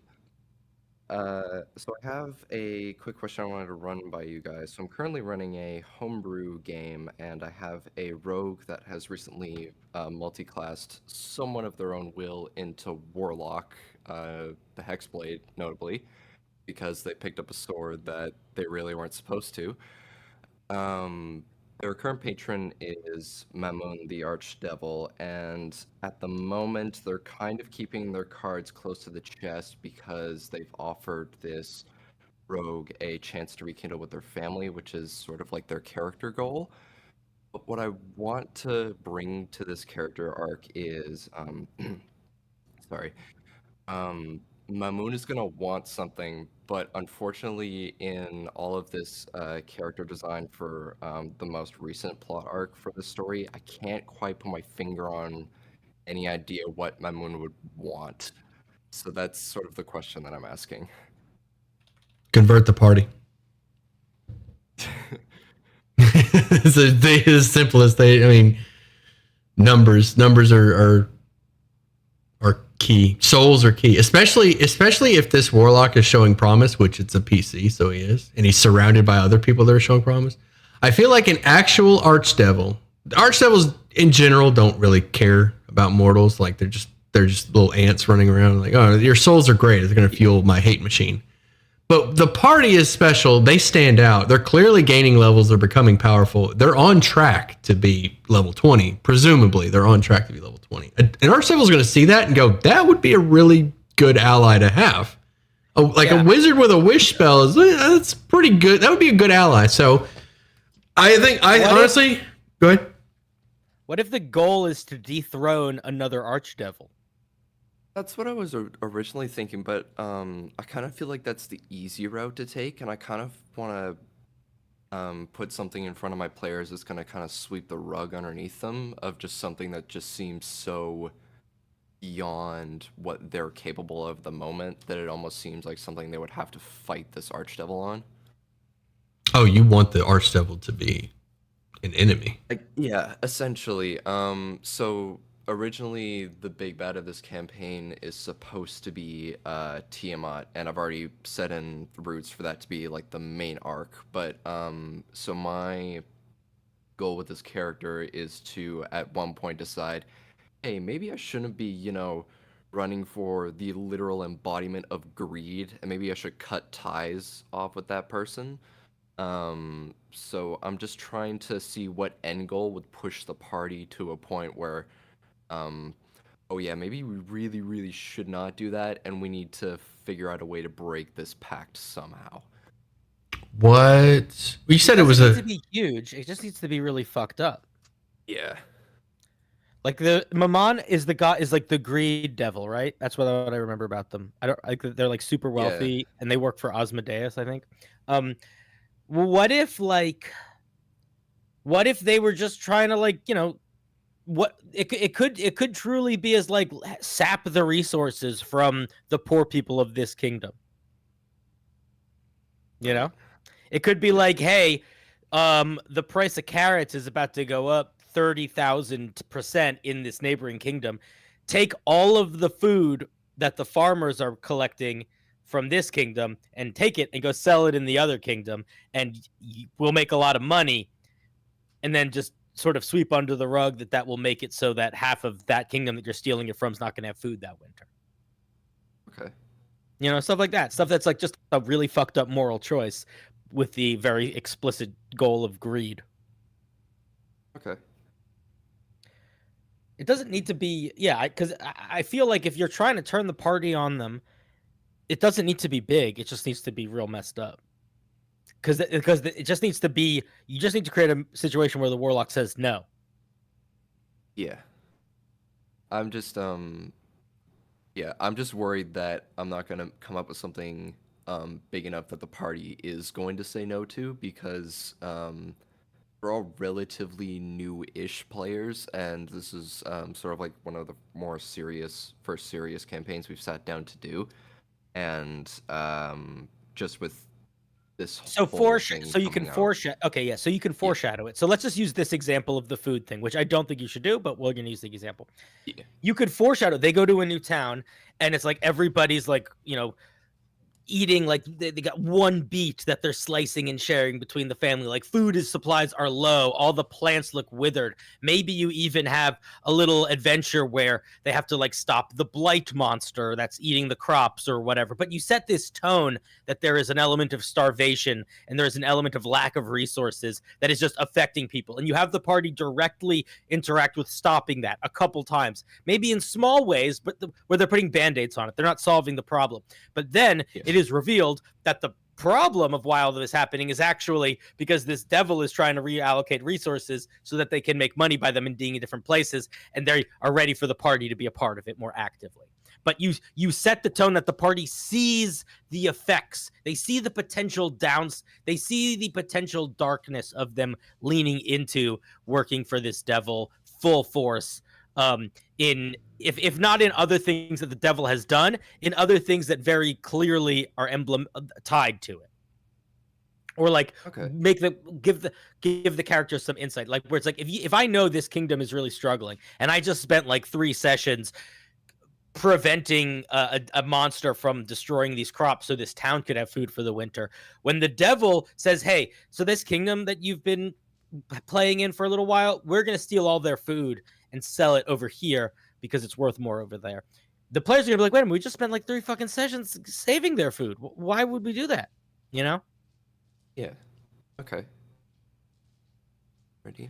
Yeah, no, Sem, dude, this is not actually a good idea. I know that the logic doesn't make sense there, but it's that sort of idea of you present the players with a shitty thing that they're working towards fixing, and then you have the devil basically ask them to encourage that shitty thing to continue. Okay. So just like essentially give them a sinking ship and then a bucket to start fixing it, and then they just got to figure out how to repair the hole on their own. You want it to be super obvious, or they're not gonna realize it. So don't even give them a bucket. You said that you're worried because they're new. If they're basically just following whatever you give them, then you're just gonna have to lead them away from it. Or your new campaign is working for Mammon. I mean, lean into it. You said they're a Hexblade. Yeah, so they started out as a thief rogue, but they were put into certain parameters where I kind of like approached the character with the idea, because just the way that they were playing with their character, it was like, okay, so you go find your brother, okay, then what? Because like that's all you have. And I'm thinking in my brain, all right, you have a big world, how can I find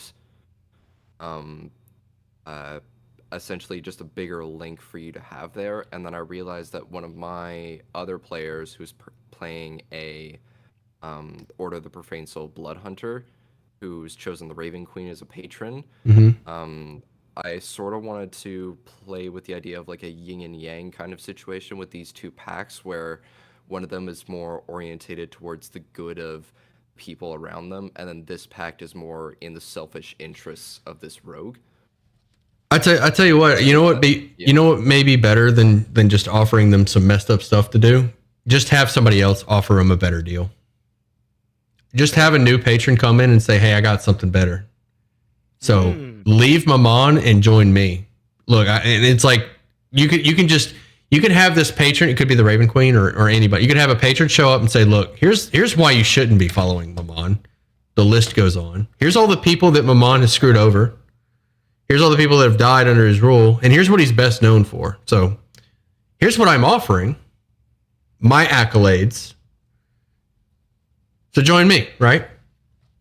And then Mammon could get pissy about it. Maybe send people, maybe it could send assassins to attack the party, even if they're not sure, even if they're like, we'll consider it. And then like send assassins anyway, just for considering it. Or maybe there's a misunderstanding. Mammon sends them like, no, we're not going to join you. Mammon sends assassins anyway. How dare you even consider it? Okay. So yeah, offer them something bigger from someone else and they'll leave Mammon and join that. Okay. Alrighty. Well, thank you so much for the ideas. I've been a long time viewer of the content. Always brings a smile to my face when I see you guys when I'm scrolling through on YouTube Reels.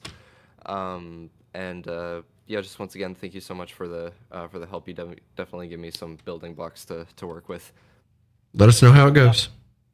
Good luck to you, fair Dungeon Master. Thank you. Bye. Bye.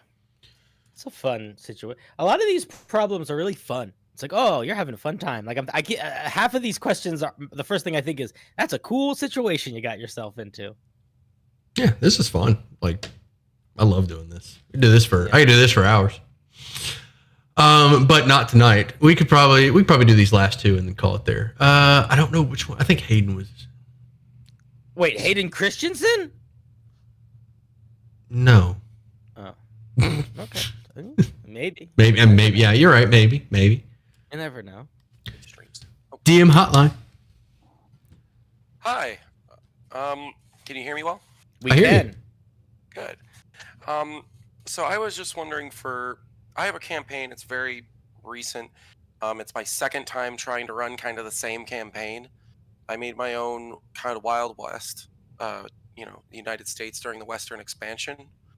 I have just this one issue where sometimes there'll be a player who doesn't really pay attention to what time and when we're supposed to get together.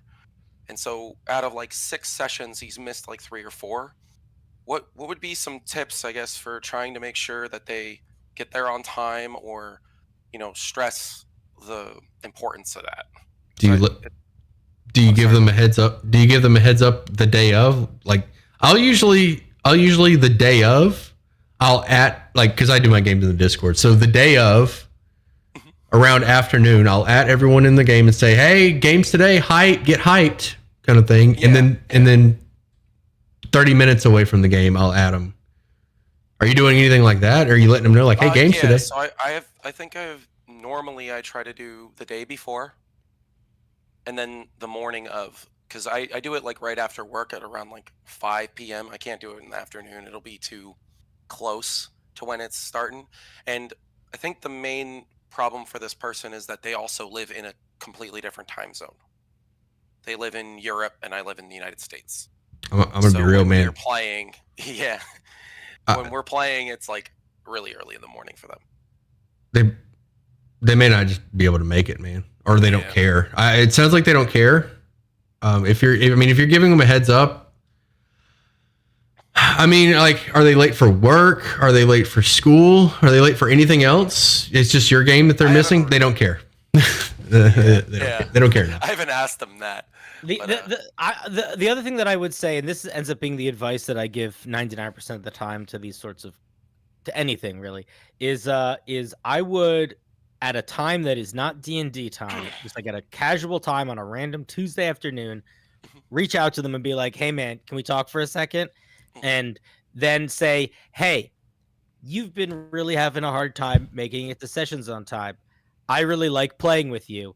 It's harder for me to enjoy playing with you when I feel like you are not going to be there. Like it's work that I'm putting in, and I am enjoying having you here." Like, underline that you enjoy having them there, and that the goal of the conversation is to make it easier because there's something that they're doing that is making it harder for you. And just be really blunt about it and just say, like, "Hey, like, I'm not sure if you need to set another alarm clock. I don't know if this time is just unrealistic for you and we just need to have different expectations, but I am asking you as a player whom I want to play with to address this issue," and just be super direct about it. Because a lot of times people are like, "Oh shit, I'm sorry." Oh, sorry. One thing that I did do, because this player is the only one that's really having a tough time coming, was I did give that kind of conversation with him, and it was about the time.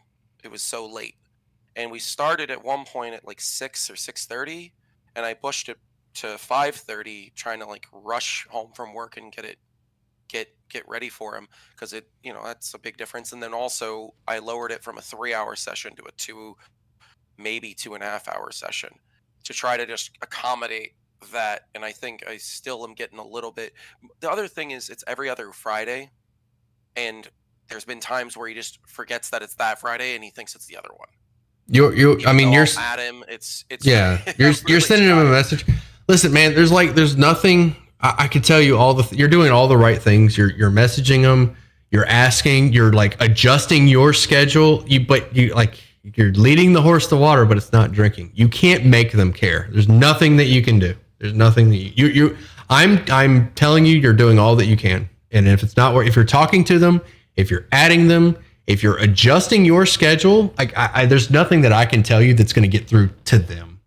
Okay. And there's nothing, and there's really nothing that.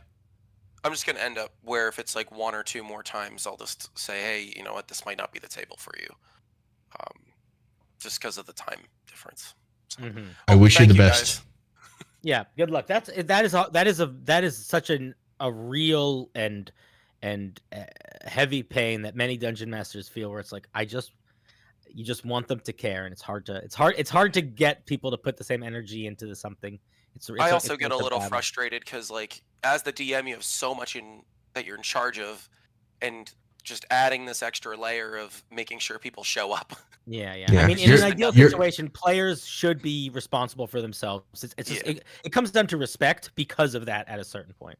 Yeah, you're attempting to carry your weight, and now you're trying to alleviate some of their weight, and they're like they don't care. I mean, it seems like they don't care. There may be something else, but it might just be the time, and it's just not a reasonable thing. So anyway, thank you guys. Have a You're good welcome. Before we pull someone else in, Dragapult in the comments said, I have a level 4 Drake Warden. My Drake is 4 feet tall and I am 2 feet tall. Would you as a DM allow me to ride it? Because it is twice my size. And my answer for you is no, I would not, because it is not twice your size in the D&D rules, unless you are a tiny creature and it is a small creature. And then the other reason why I would not let you ride it is because very specifically, Drake Wardens get a feature at 7th level, which give them the ability to ride their Drake. So if a thing gives you a power at higher levels, I wouldn't let the flavor of your class allow you to get a higher level feature earlier. Is that right? Yeah. You said 7th level?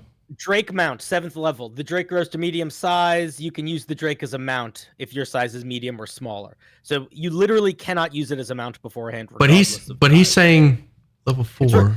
Yeah, but he's level 4, which means he hasn't gotten to level 7, which means he has an activated Drake mount. It doesn't matter that it's too small. It's not supposed to be able to count as a mount until level 7. I would allow it. I would allow it. You would allow it? Yeah. Depending on, I mean, yeah, because it's cool. It's fun. I don't think it breaks anything. So it gives you a 40-foot movement speed, but I mean, it doesn't necessarily break anything. But I'm not a fan of. Yeah, I wouldn't allow it. I'm kind of harsh with the rules though. A lot of the time. I am not. I am. I interrupted you. You were about to say something. Oh, yeah, it's fun. I like stuff like that. Like if I have something in, I know it's not flavor. I know you do get some benefits. But I like approaching things. So as a player, I would be like, okay, I'm small and my mount is bigger than me, but I'm having trouble because there's nothing that I can do within the rules to make this work. So DM, is there something? And like, honestly, if you want to do it rules based, if you want to get a feature early or a feat or multi-class, anytime somebody brings me something like that, like I want a multi-class so I can get this feature. Or I want to be able to ride my Drake Warden or my Drake, but I don't get that till 7th level. Anytime anybody brings me anything like that, and I'm on the fence about it, just make it a magic item. As a DM, if you were to send me that and I was on the fence about it, like, or actually, if I was a player, if I was a Drake Warden in Cinder's game, and he was like, "No, I don't like that because that's 7th level," I would say, "All right, well, how about this? Can I make a magic item, or can you make a magic item that requires attunement, so it does cost me something that will allow me to make my Drake big enough to be ridden?"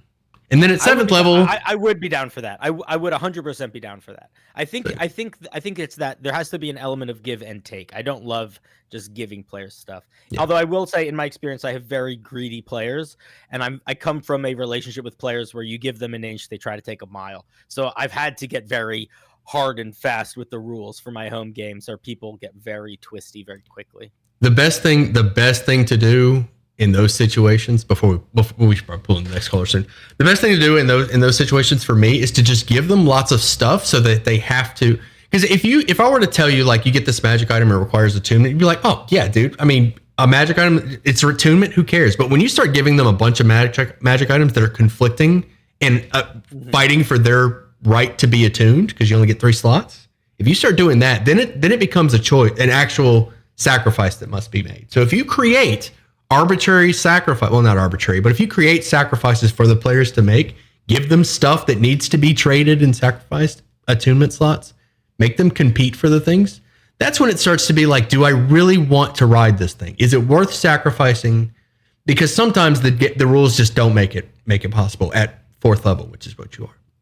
And that's when the DM has to step in. So yeah, but I also will acknowledge that I generally am, for somebody that spends a lot of time with homebrew, I'm pretty strict with the rules. So Don't listen to anything I say.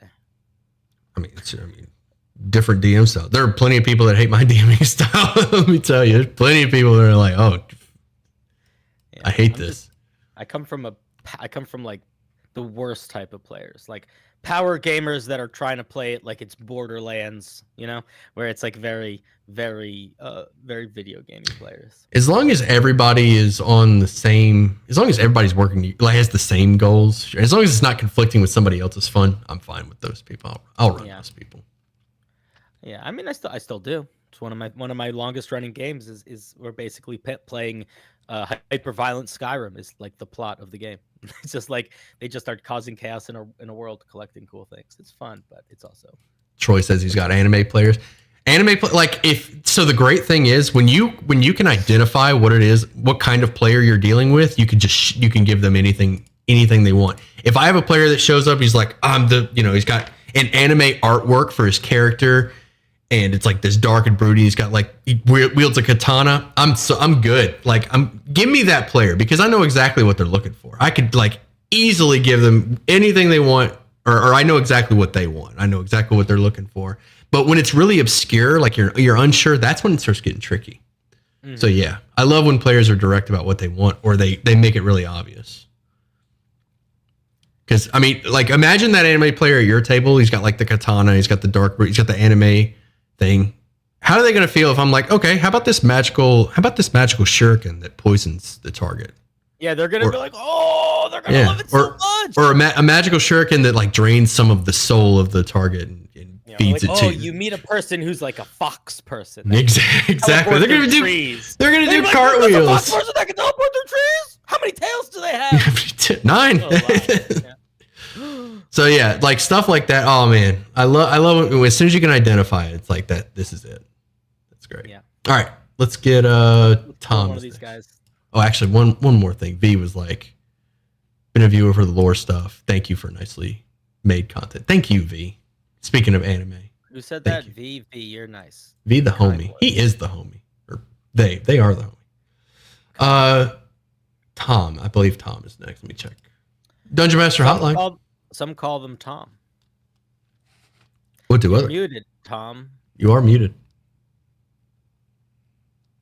I don't know if you can hear me. I can. Sorry, I was just turning off the audio on the stream before, setting off the infinite regress or whatever. Yeah, how are you guys doing? Happy Saturday. Happy Saturday. Indeed. Thanks. Yeah, so Sam, good to talk to you again also. Thanks for hosting. And then welcome. Is it Cinder? It is Cinder. Cinderblock Sally is my name. I'll keep checking out your stuff after this. It's terrible. Anyway, it is an interesting. He's got an interesting style. That's for sure. Okay. So yeah, basically, I have sort of a. It's somewhat of a maybe a generic question, but I'm ready. I love those. Those are easy. Okay, so basically, I've never played a warlock. I've not had a warlock in my campaign before. Okay. There's a warlock. I have a player that wants to play a warlock, and like I'm down for that. And what I'm thinking, they also want to play a changeling, and so I guess in my mind, I feel like they should be somehow praying to some sort of, or reaching out to like the Fae, and then be actually connecting to the Shadowfell somehow as far as a patron goes. Do you want them? I don't actually. Sorry? You want them to do that, or they want to do that? Well, they really just want to be a warlock that is like power hungry, like chaotic evil. They want to be. Are you okay with that? Yes, I am. Yeah. Okay. They don't care about what their who their patron is. I'm sorry. Continue with your question. I'm sorry. I'm jumping. I'm getting ahead of myself. So I guess long story short, they don't care terribly. They know what they want for flavor, where like basically their thought is they're reaching out, praying, or basically saying I'm trying to get like power and like more control over things. The idea being that he lives in Baldur's Gate and like shit's bad, whatever. And so he's like, oh, in order to like make life better for me and my family, what I actually need to do is get more power, and within the city, so I can have better control of things. And so I guess what he was saying is like he has like initially like good intentions, but it's very much more like once he starts doing things, he realizes that it was never really about his good intentions. It was always really more about him like trying to get power. Okay. And so what basically I'm thinking is he should be trying to reach out to this patron for ostensibly like help, right, to begin with. And I guess I've never really, as I said, I've never really had a wizard not a wizard, excuse me, Warlock. Warlock in a campaign prior to this. So I'm just trying to figure out how do I flavor this deal or this exchange. So I have a couple of thoughts. The first thought is if they genuinely don't have a lot of feelings about it, they should pick mechanically which patron they are, like whether they're a celestial, warlock, a fiend, a fae, whatever, based on whichever powers they think are cooler, because that's going to end up, that is where there's going to be impact. The literal mechanical features you get at first level, sixth level, etc., are just very different for the different patrons. So they should look at what those powers are and be like, oh, that sounds cool, I want to do that. That should be how they decide which one. Because if you're flavoring everything else just whatever, then that doesn't matter. Really what matters for which one they actually pick is just the mechanics. But in terms of having how the patron interacts with the warlock, you can genuinely do whatever the fuck you want in terms of comfort levels. You could have the patron be this distant force that is truly never present, but maybe shows up in an image or a dream, or they wake up and there's like a note under their bed, and the interactions are very, very distant. The patron could literally show up and talk to them and like help them literally. Like you could have the patron like appear physically in their space or pull them out. Like, one of the things that's really nice about a warlock and a patron that's different, I think, than a cleric and a god is that it's the patron of a warlock should be about as fallible and flawed as the warlock. Like it is a specific being with desires and goals and interests, and it can sit in the world as much as you need it to for what you need to have fun as the dungeon master and what your player wants to have fun as the player. There really isn't a wrong way to do it. I have done both extremes of somebody having a warlock patron where it was like the patron didn't even know. Like it was like an eldritch force that somebody was just like sapping some power from, and it was slowly corrupting them, and they had zero interactions.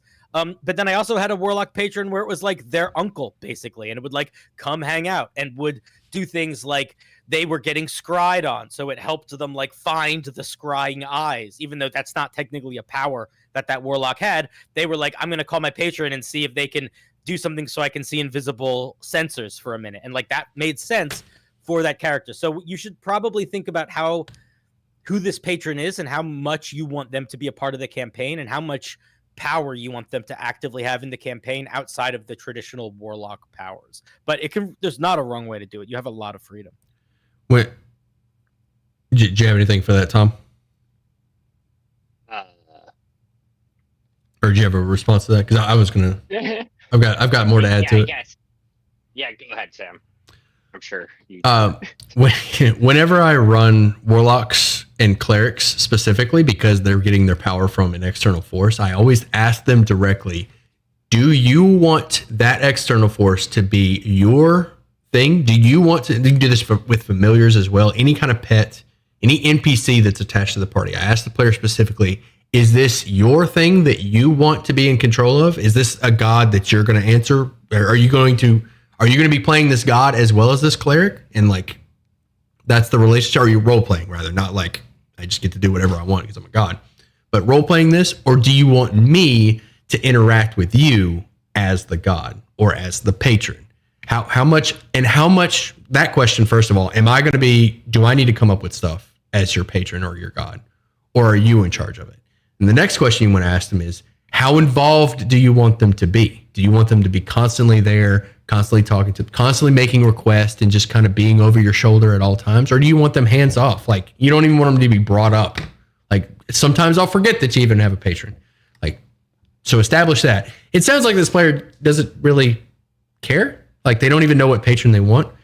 Well, go ahead. It looks like, so I'm just looking at D&D Beyond. It looks like he took the great old one. And I guess what I'm thinking is, I don't know, the happy medium ideally is like, I want basically I want the warlock to be influencing the character's decisions on like a high level, not on like, I don't want to be like micromanaging and necessarily having the warlock show up the patron show up very often, maybe once in like a couple of adventures or something like that. Okay. Yeah. So what's your question? Well, I guess how do I I guess my question is like, what is the Well, you give it some thought. Actually, like, yeah, hold on. What is that dynamic then? Because once they basically is the patron going to be promising them something and then saying like, do this thing? I mean, in this case with the great old one, or it is intentionally left up in the air, so you as a DM and them as the player can be creative with it. As a great old one, actually, Cinder might have some good. Let me throw this out there, and Cinder, you can jump on it because I know this is like your thing. As a great old one, it can be, as he just described, sapping power without them even realizing it because there's just some alien force. Or there could be a mortal that also worships, but he's like a higher rank of the cult that worships this Cthulhu, that is kind of managing the power flux to this warlock that could be incredibly hands-on. So it's up in the air intentionally so that you can be creative with it. Cinder, I'm sure you've got plenty to add to that. Yeah, I just agree. I agree with you 100%, Sam. There isn't a right thing. Like the question, like you're saying, like what should that dynamic be? I kind of wanted to bounce back. What do you want it to be, and what does the player want it to be? Someone in the chat said you should see what sort of relationship the player is expecting, and then you can lean into that. Because if the player is expecting a really hands-on patron and you're really hands-off, then that can be a bummer. And if the player really wants a hands-on patron, then you can sort of accommodate for that.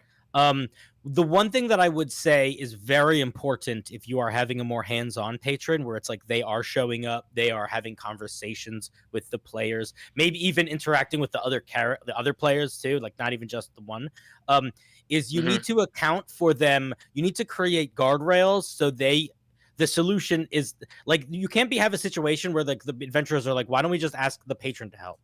So like there needs to be strong limitations on the patron's power. One of the easiest ones you could do is the patron could be in another plane of existence, and they can literally not be able to affect this plane aside from picking someone and giving them power. Like it's like all I can do is show up in a dream, or they have a goal that is so large and vast that like what you're doing this week is irrelevant to them. And they are not going to waste their time on that, because it's like, I gave you powers so you can solve your problems. I didn't give you powers so you could ask me to solve your problems. I have to go, dig 100 graves for a bunch of celestials I plan on eating for lunch or whatever. The great old one is weird. I would ask them if they picked that on purpose or if they just picked that because that was one of the two options available when they were using D&D Beyond. Because I love Eldritch horror Cthulhu stuff, but the Great Old One is really bad. Like mechanically, it's just the weakest Warlock times 5. And you can reflavor almost any of them to be the feeling of a Great Old One, and it will be more fun to play. Just like from a purely gameplay min-max or headspace, especially if they're not don't know what they're doing, like they might not notice that it's not good, but its powers are like really underwhelming and disappointing and frustrating because they don't do anything that cool. But yeah, like what do you want it to be, man?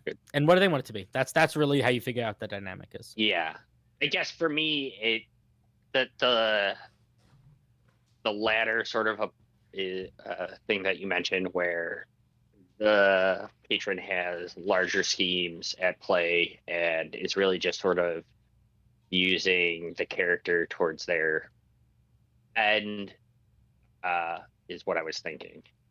So, and but as far as the mechanics go, thanks for that bit of advice with the Great Old One. And keep in mind as far as power goes, that you as a DM have complete control over. Like if you feel that they're too weak, you can always make them stronger. Like it's well within your rights as a DM to give them more powerful magic items, just to balance out any weaknesses that come from the class itself. Right. Okay. Yeah, I think that gives me some ideas for sure. Good. Cool. Don't be afraid to talk it through with your player too, because there really isn't a right answer. The right answer is something that you and your player both think will be fun and you are having fun doing. Okay. Yeah. I guess I really just sort of needed to be pointed in a direction because it is so open-ended. So yeah, absolutely. The direction of love.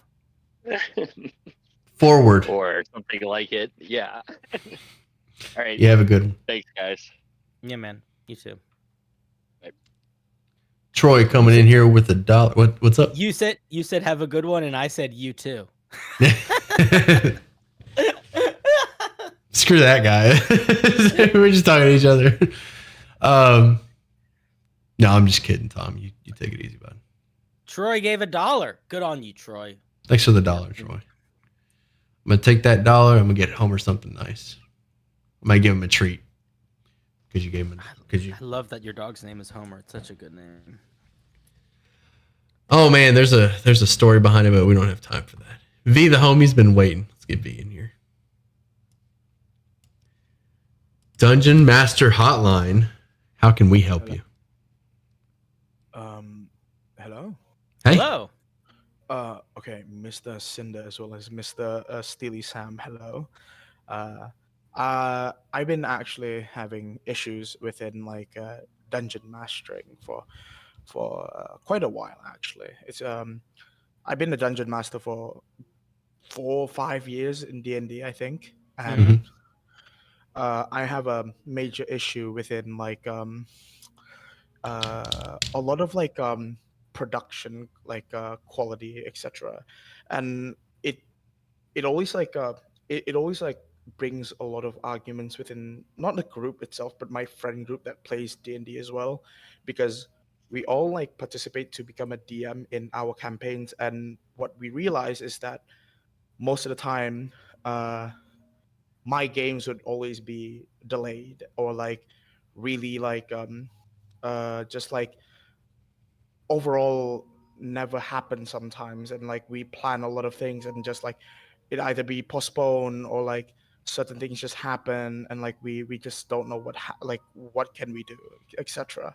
And it's been like eating me away because like in the first hand there'll be times where like I work so much and then like I am proud of what I'm doing, but then it didn't happen.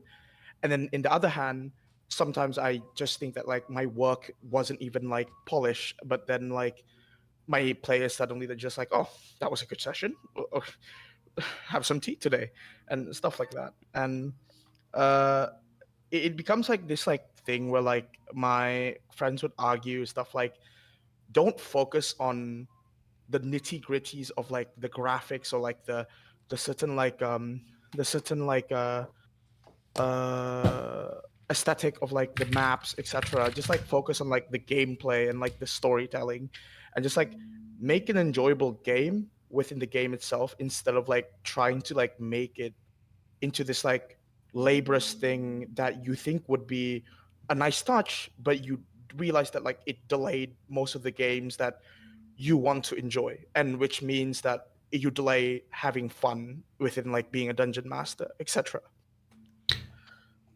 So my question is, how do I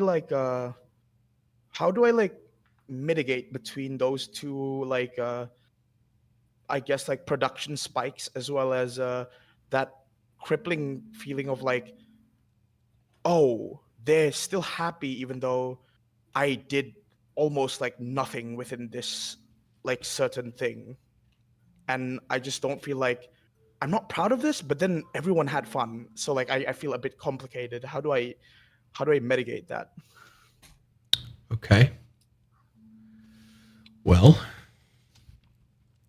if everyone's having fun, you're whew. I have some thoughts Cinder. if you want to percolate for a second. Yeah, go ahead.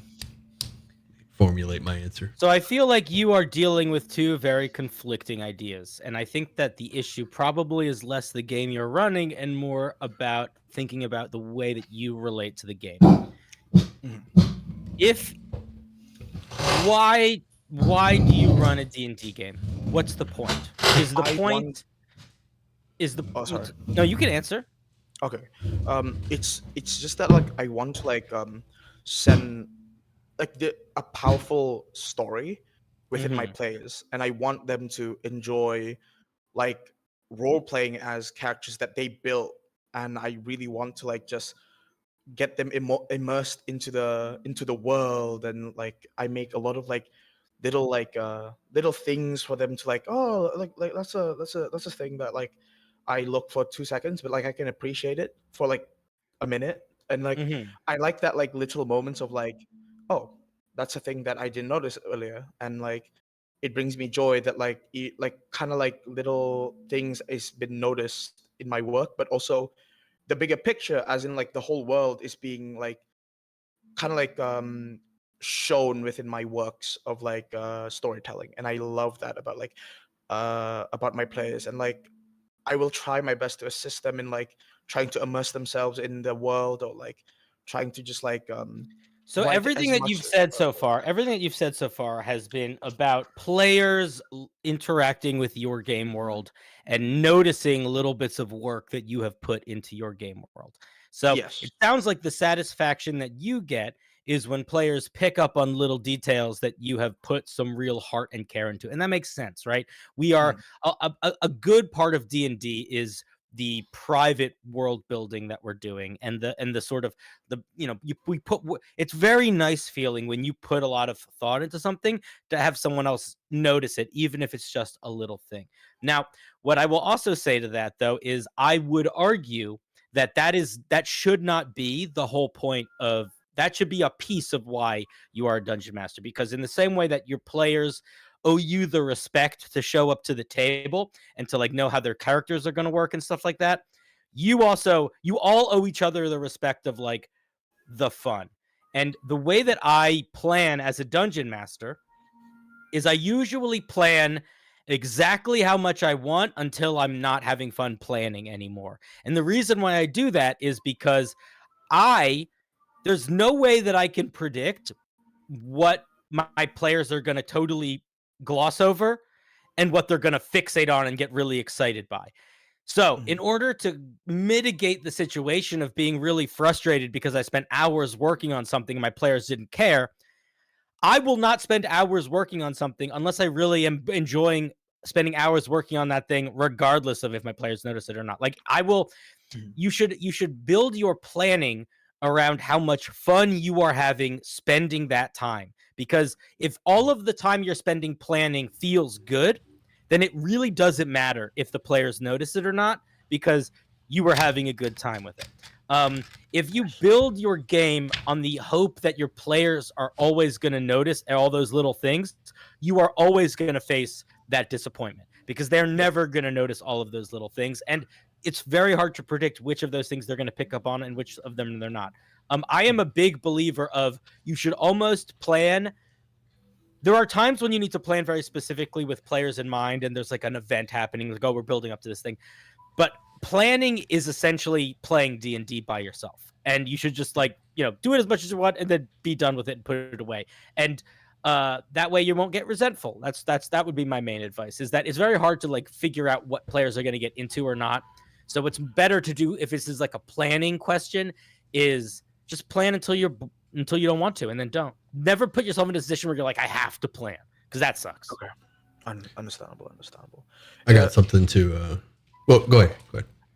Oh, I was gonna add, because like what I realized that like what I enjoy about D&D back in the day is like I never really gotten myself into also this is not a D&D campaign, it's a Pathfinder campaign, because Pathfinder's cool. Pathfinder's fun. Yeah. Same principles. And basically in terms of like gameplay, I've never really read into like a pre-written campaign, or like a well-made pre-written campaign. So I don't know the logistics between like balancing enemies or like etc.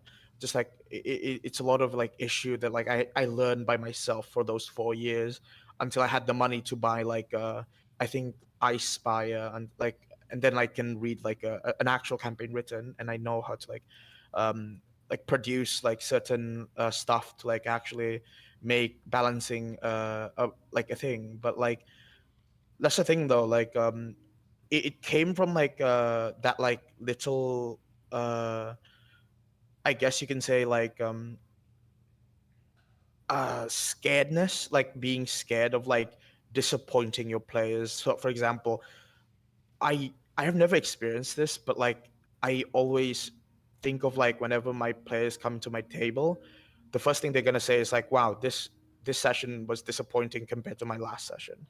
And that scares me to my core, that like eventually one person is gonna say that, and it's just gonna really tear me apart, that like to the point where like this isn't like a hobby for me anymore, because I still have fun with storytelling, etc., but like I'm just scared of that moment to come, and like I always anticipated every moment of like playing D&D. Have you ever been in a long-term relationship? Have you had the situation of having a partner for more than like 3 months? I have, yeah. So it's like sex, right? Like if you're with somebody, no, I'm serious. If you're with somebody, Okay, you gonna knock it out of the park every single time? No, but like, is the relationship relying on you knocking it out of the park every single time? No, there's a lot of aspects to the relationship. You are gonna have shitty sessions. It just happens. You are gonna be sick. People are gonna be in bad moods. You're gonna miss a plant. That is a fear that is totally understandable, but truly face it and accept it and don't worry about it. Like no one, if somebody decides that they don't want to be in your campaign because of one bad session, fuck that person. Like it is the cumulative experience. It's like not every single moment is great. It's about the collection of the experiences, and you can't expect to knock it out of the park every single time. You just can't. It's that's not a realistic expectation to put on yourself. I feel like what you should. I feel like if that is an issue that you're facing, that is the problem to solve. It's not how do I do this. It's how do I stop caring about this. Okay. Yeah. Let me. Question. Oh, Go ahead. sorry. No, go ahead. No, Yeah. This is gonna be a different topic. Go on, Mr. Sam. Okay. So you are building your session and your campaign based. If you start establishing things, and this is for any creative work, not just DMing and prepping. This all. I have struggled with this sometimes when making videos, writing books, painting, any kind of creative work, anything that when you put yourself out there, if you want you to be happy with the result, not what you don't want to be reliant on other people, because then it's not your art anymore. You're not creating for yourself. You're creating for someone else. And even though you are running someone else in a session, this is still your work that you're putting into it, and you need to be happy with it. Whether or not someone else is happy with it, somebody will. You just need to find those people that will like your art. And with that being said, those little moments that you want people to recognize. The reason that or those little things that you put in the game that make you happy when people realize, you have to also realize that by putting them there and making them small and not so noticeable, they can't notice everything. Otherwise, it's not a small thing that you put there. Does that make sense? Like, Yes. sometimes they have to miss the stuff that you put there in order to amplify the things that they do make. Like if you put 3 things in there and they only see one of them, that should bring you just as much joy because they found that one thing. I should like treat it like a video game Easter egg. Like some Exactly. people would, like find it, and some people just want to play the game. Celebrate that they missed it. If they miss all of them, then you can like adjust it or learn from the fact that they missed it. Like maybe you didn't make it obvious enough. Just make it constantly be growing. Constantly growing. Yeah. Change. Absolutely. And change is pain. Growth is painful. All right, that's what I got. What was your next question? Next question is a simple question. I think I've seen this in the Reddit a lot. Not in the Reddit, really, in certain homebrews that I've been reading a lot. It's about Warlock's Eldritch Blast flavor. It's about essentially following with the patron that they follow. The Eldritch Blast has a flavoring of it would be radiant damage once it's for example, a celestial, or it's necrotic damage when it's undying, or for example, it would become a psychic damage once it's a the Old one, psychic, fire when it's a devil. I got you. Yeah. So what's your question? And the question is are these homebrew honestly because I've seen this argument a lot, and it sometimes it deters me to use it, but are these homebrews really detrimental towards the game itself? No. Because it makes new players oh, I thought these were the rules, why are you changing them? And you should always make your players you should always have your players understand if you are presenting homebrew. And I would also argue that unless you have very specific homebrew that you need for your game setting, I would also argue you should always give them the choice. You should never force homebrew on a player unless it's something that you have established before the campaign started, where you're like, hey guys, this is how magic works in my game world.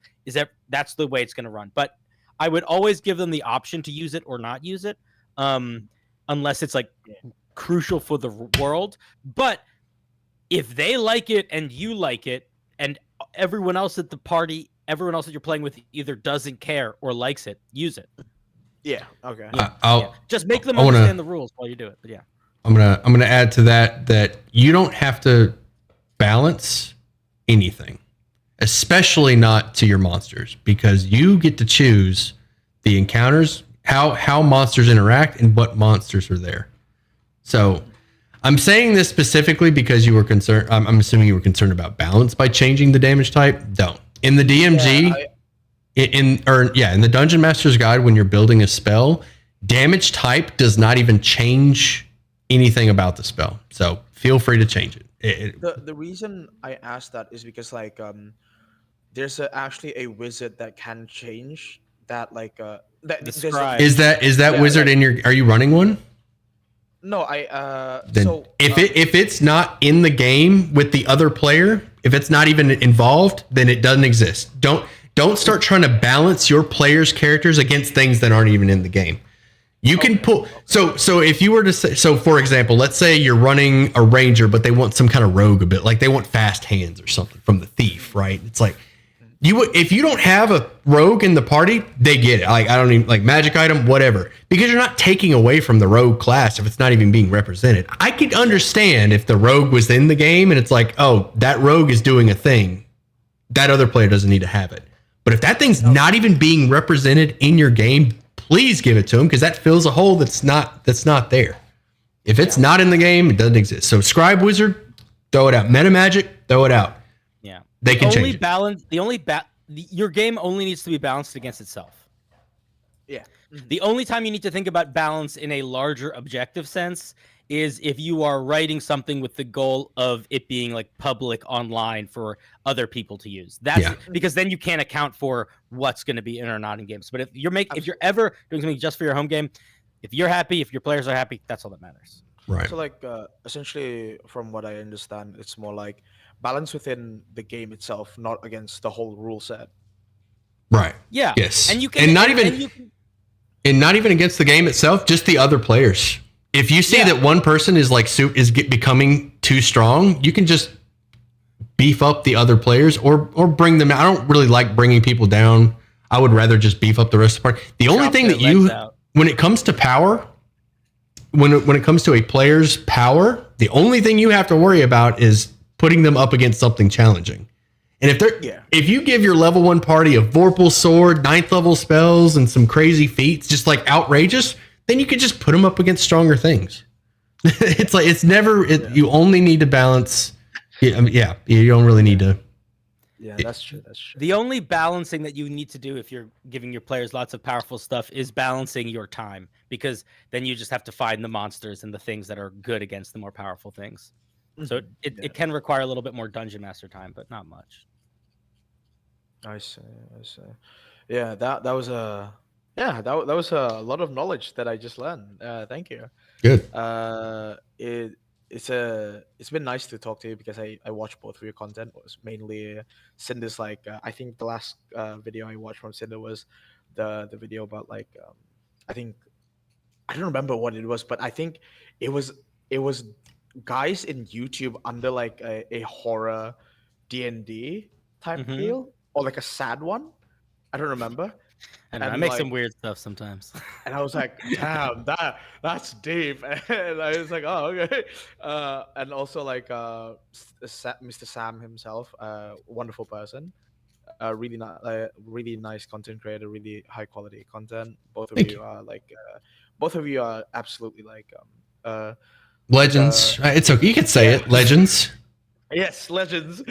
We have legend. Listen, no big deal, but we have legendary actions at this point. So I see. We have layer actions even sometimes. Thank you. Ooh, layer actions. Yeah, you gotta work hard for those. And legendary resistance. Thank you. I hate legendary resistance, but yeah, I guess we do. Well, thank you for your question. Your question was very, very good, very thoughtful. Okay, thank you for your time. This is actually my first time going to stream, and I'm really glad that I got in here and just got to talk to 2 of the content creators that I've been watching.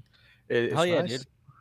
All right, y'all have a good day. Take care. You too. You too, bud. Yeah, have a beautiful day. Have a good one. God, all these fucking people are so nice. Jesus Christ. I don't. Sam, go ahead. When you told me that, when you were like, all right, it's gonna be anybody, we'll see what happens. I was like, all right, we're gonna get a couple weirdos. Everyone's just so kind. Dude, everybody comes in here nice as hell. I'm ready for someone to come in here and be toxic and challenging, but nobody really does. Everybody comes in here and they're a bunch of sweet. That's my community, man. A bunch of sweetheart. Well, I mean, I guess some of your people are in here too. But no, they're all scumbags. But people are really challenging in the comments. People love talking shit in the comments. But I think it's harder for people to talk shit when they have to use their human voice. That's what makes this great. Great. Honestly, it's feels more you get more out of people. If you're anonymous and you jump in the comments, I don't care. But if you got the guts to come in here and be like, look, Sam, I don't like your content. You have some bad takes. Nobody's done that yet. People think I have so many bad. I'm trying not to do it as much anymore because I'm realizing that not only is it not worth the time, I actually think it's a bad look, from a professional standpoint. But I used to fucking get in the comments with people when I was just you're just wrong and an idiot, and I have to make. But it doesn't matter. You just gotta not do it. Sometimes I'll wait around in there. And block people. I don't think I've erased a single comment except bots.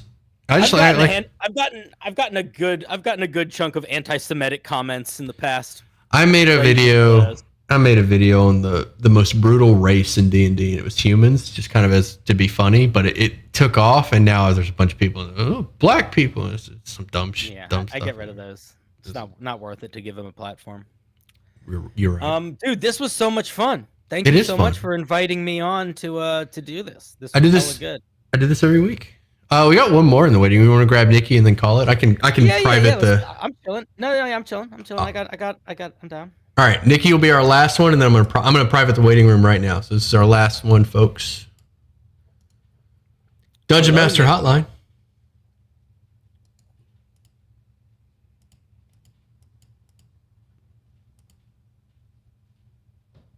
I'm dumb. I left. Hey, what's up, Bloom? I left the voice chat trying to private it because I'm an idiot.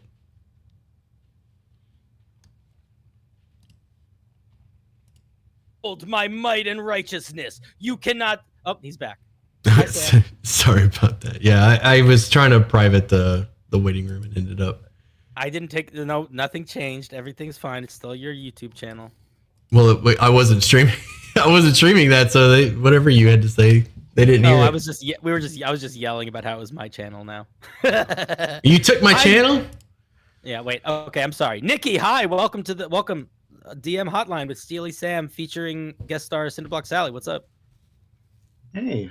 So I'm just starting to work on a new campaign. I finished up one with a bunch of great players, and now just sort of taking my time with this one. But so the idea of it is that it's largely based on like the idea of the commercial production of potions and like scrolls and what companies would emerge from that. Mm-hmm. Cool. So I want to have a large focus in the world on like herbs and ingredients. I'm not really sure where to start on like setting up a map for that. Like I'm worried if I start too small, then I'll have to start over. Say that question again. Yeah, I'm just not entirely sure on how to set up a map for something like that. Like if I start too small, I'm worried I'm gonna have to start over and make it bigger. A map for potion. Just the campaign world. Oh, okay. Okay. Yeah, I thought you were talking about the potions. So I think I would say two things. One, I think what matters more than the size of the map you start with is the details you put. So like you could have a giant campaign world and you could have no markers on it, and then it doesn't mean anything on the map until you put something on that map. So like if that's your concern, then it's just about how detailed you make it initially, right? Like you can have, because a big picture with some trees, that could be anything. That could be any type of forest, and it could be literally anything until you need it to be something. The way that I built a campaign world that one of my longest running games went in, it was I made a very big continent map, and I put a bunch of dots and a handful of names and different types of terrain, and I didn't really plan any of it, and I kind of just built it as I went. But I had that map to go off of as sort of like these weird little anchor points. I was like, so, okay, I know this place is a little spooky because I put spooky trees on the map there. I don't know how it's spooky yet, but if it becomes relevant to the plot, that's where the spooky stuff's going to be, you know? One of the big pitfalls that a lot of are you building a world or are you building a campaign? Those are two different things. Think about that. Think about that question before you answer. A world or a campaign? So I think I'm sort of building a campaign, but I've gotten to the point where I want to see like how I want to structure the world, so I know sort of how to lay it out better. Okay.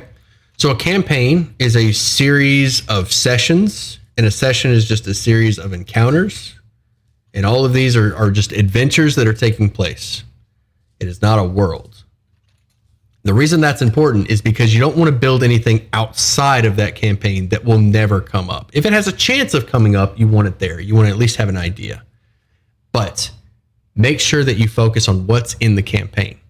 A lot of people will fall into this trap, like they don't know whether they're building a world or whether they're writing a book or whether they're running a D&D game. So they'll get really focused on like what's in these mountains and they're like focus on the map, focus on the world, the political system, the gods, the pantheon. And then I had a friend, like anecdote, I had a friend who did this for 5 years. He'd been working on this for the longest time. We were all really excited to play in this session. We sit down and he's got nothing. It's just such a shallow game session. The dungeon was just like, there wasn't much to it. It was just really simple stuff. It wasn't, and it's because he focused all of his attention on like the political system, all of the dialogue or the exposition, and nothing that we could play with. Like as players going into a game session, there was nothing for us to play with. So make sure that if you're building a campaign, know what a campaign is, know what is going to be taking place and what's going to be interacting with the players. And if it's not going to be a part of what the players interact with or what the players know, then cut it. Doesn't matter. Pass turn. Go ahead, Very Cinder. good. No, I was going to say that is great advice. I agree with that 1,000,000%. I think that you can actually even look to some actual plays for examples of that being done really well and being done really poorly. If you're familiar with the Adventure Zone, for example, there was one of the Adventure Zone series. I forget who was running it, but it was one where it was like a supervillain school. And the brother that was running it had spent hours and hours and hours building all of these NPCs. And the game was just him talking about the NPCs. And like the brothers had very little to do a lot of the time. They ended up ending that campaign early, I think. Because he wasn't building it in the context of this is a playground for the players to play in. He was building it in the context of this is a school. There should be hundreds of people in this school. But you're not really building a school. You're building a game. So like you don't need that many pieces. You just need the things to play on and the paint on the walls to make it feel like it's in a place. An interesting piece of loot in a dungeon room or an interesting painting. Writing a line of description for a room in a dungeon will go 1,000 miles farther than another god in the pantheon that's super important to the plot, but will never come up in the campaign. So just make sure that what you're writing down, make sure that what you're writing down has a purpose within the grand scheme of your campaign, or at least has a chance of having a purpose in the grand scheme of your campaign. Does that help? What do you think of that? What do you think of that? Of what we just told you? Yeah, so sort of just building around plot points that I think are gonna come up. Plot points and things for your players to directly interact with and affect. As a matter of fact, I will even go so far if you're kind of struggling with this. I feel like we're kind of veering off from your question, but my point stands.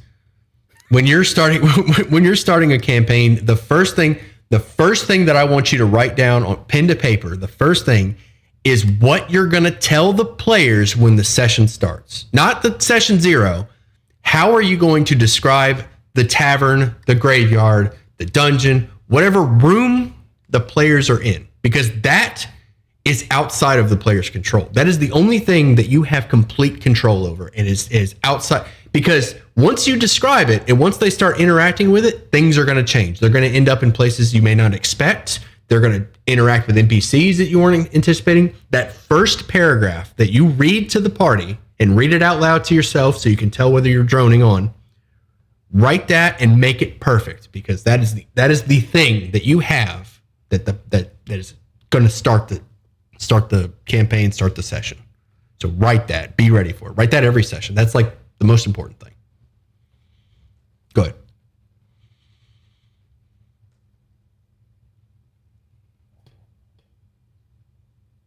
Nikki, thoughts? Oh, yeah. So sort of the idea of just wherever they're at, that should be my focus, especially for that session. Yeah, start there and then branch from that. So most campaigns or most sessions will start, or most campaigns start in a tavern, right? That's pretty typical. Write a description for the tavern and what's going on inside. There's a minotaur arm wrestling this big burly lumberjack. There's a bard that's trying to seduce the barmaid. There's a rogue in the dark corner. Like these are all things. These are like essential because these are things that your players are going to interact with. Write that description out, and then once you have that description, you could start going, okay, what is this rogue doing? What is this minotaur all about? Where is this going to lead? And then you could start filling in the blank. Start filling in those branches, but you need the roots first. Okay. All right, I'm bogarting the mic. Go ahead, Cinder. I'm hogging. No.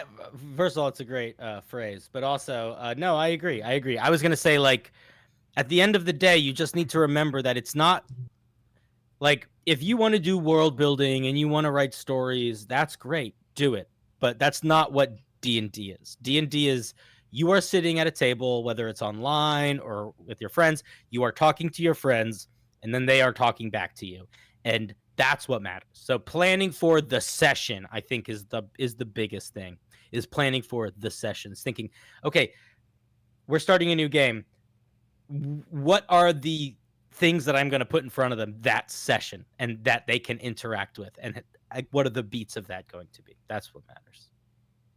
You can have the larger context. Like, if they encounter a fire elemental, you can know that the fire elementals are invading because the Lord of Flames set upon the castle mount and put the crystal in the thing upon the third moon of the 8th god of the lunar flame lord. But they don't need to know any of that. And that doesn't matter. What matters is, how do you describe the fire elemental coming out of the floor? Later on, they can figure out that other stuff if they care. But that's not what matters. Those are my thoughts. All right. Yeah, I just have a question on. So I'm hoping to get an actual nice world map for this. How would you make things? Are you trying to make one, or are you trying to have one commissioned? You want an app? I'm trying to make one. Use the website Incarnate. All right. Do you go want to the website Incarnate? Do you want an app? Is that what you're looking for? Yeah, I can use Incarnate. That'll work. Incarnate's so good, dude. Incarnate is great. Dungeon. There's another one called Dungeon something. Craft. Dungeon Craft. Dungeon World. I forget what it's called. There's quite a few. I've got a long list of world building tools, but I think Incarnate's fine. Dungeon Draft is good also. Well, see, Dungeon Draft is more dungeons, not world map. I don't know if you could do a very good world. Well, maybe. I don't know. Oh, Been a while. You can be weird with it. But you do have to think a little outside of the box with it when you do. That's true. Incarnate's fun. I like Incarnate's just fun to play on.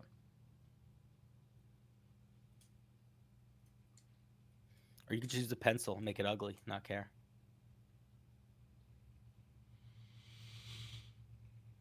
That's right. A good strategy that I've used before is when I've wanted to draw a map is I've made the map like an in-world object. So the fact that it doesn't look that good and looks like somebody just drew it on a piece of paper is okay, because in-world someone just drew it on a piece of paper. That's pretty good. Our cartographer did not make this. Yeah. Chuck, this is our last one. So that's why you can't find the waiting room. Yeah, I privated the waiting room because we're wrapping up here.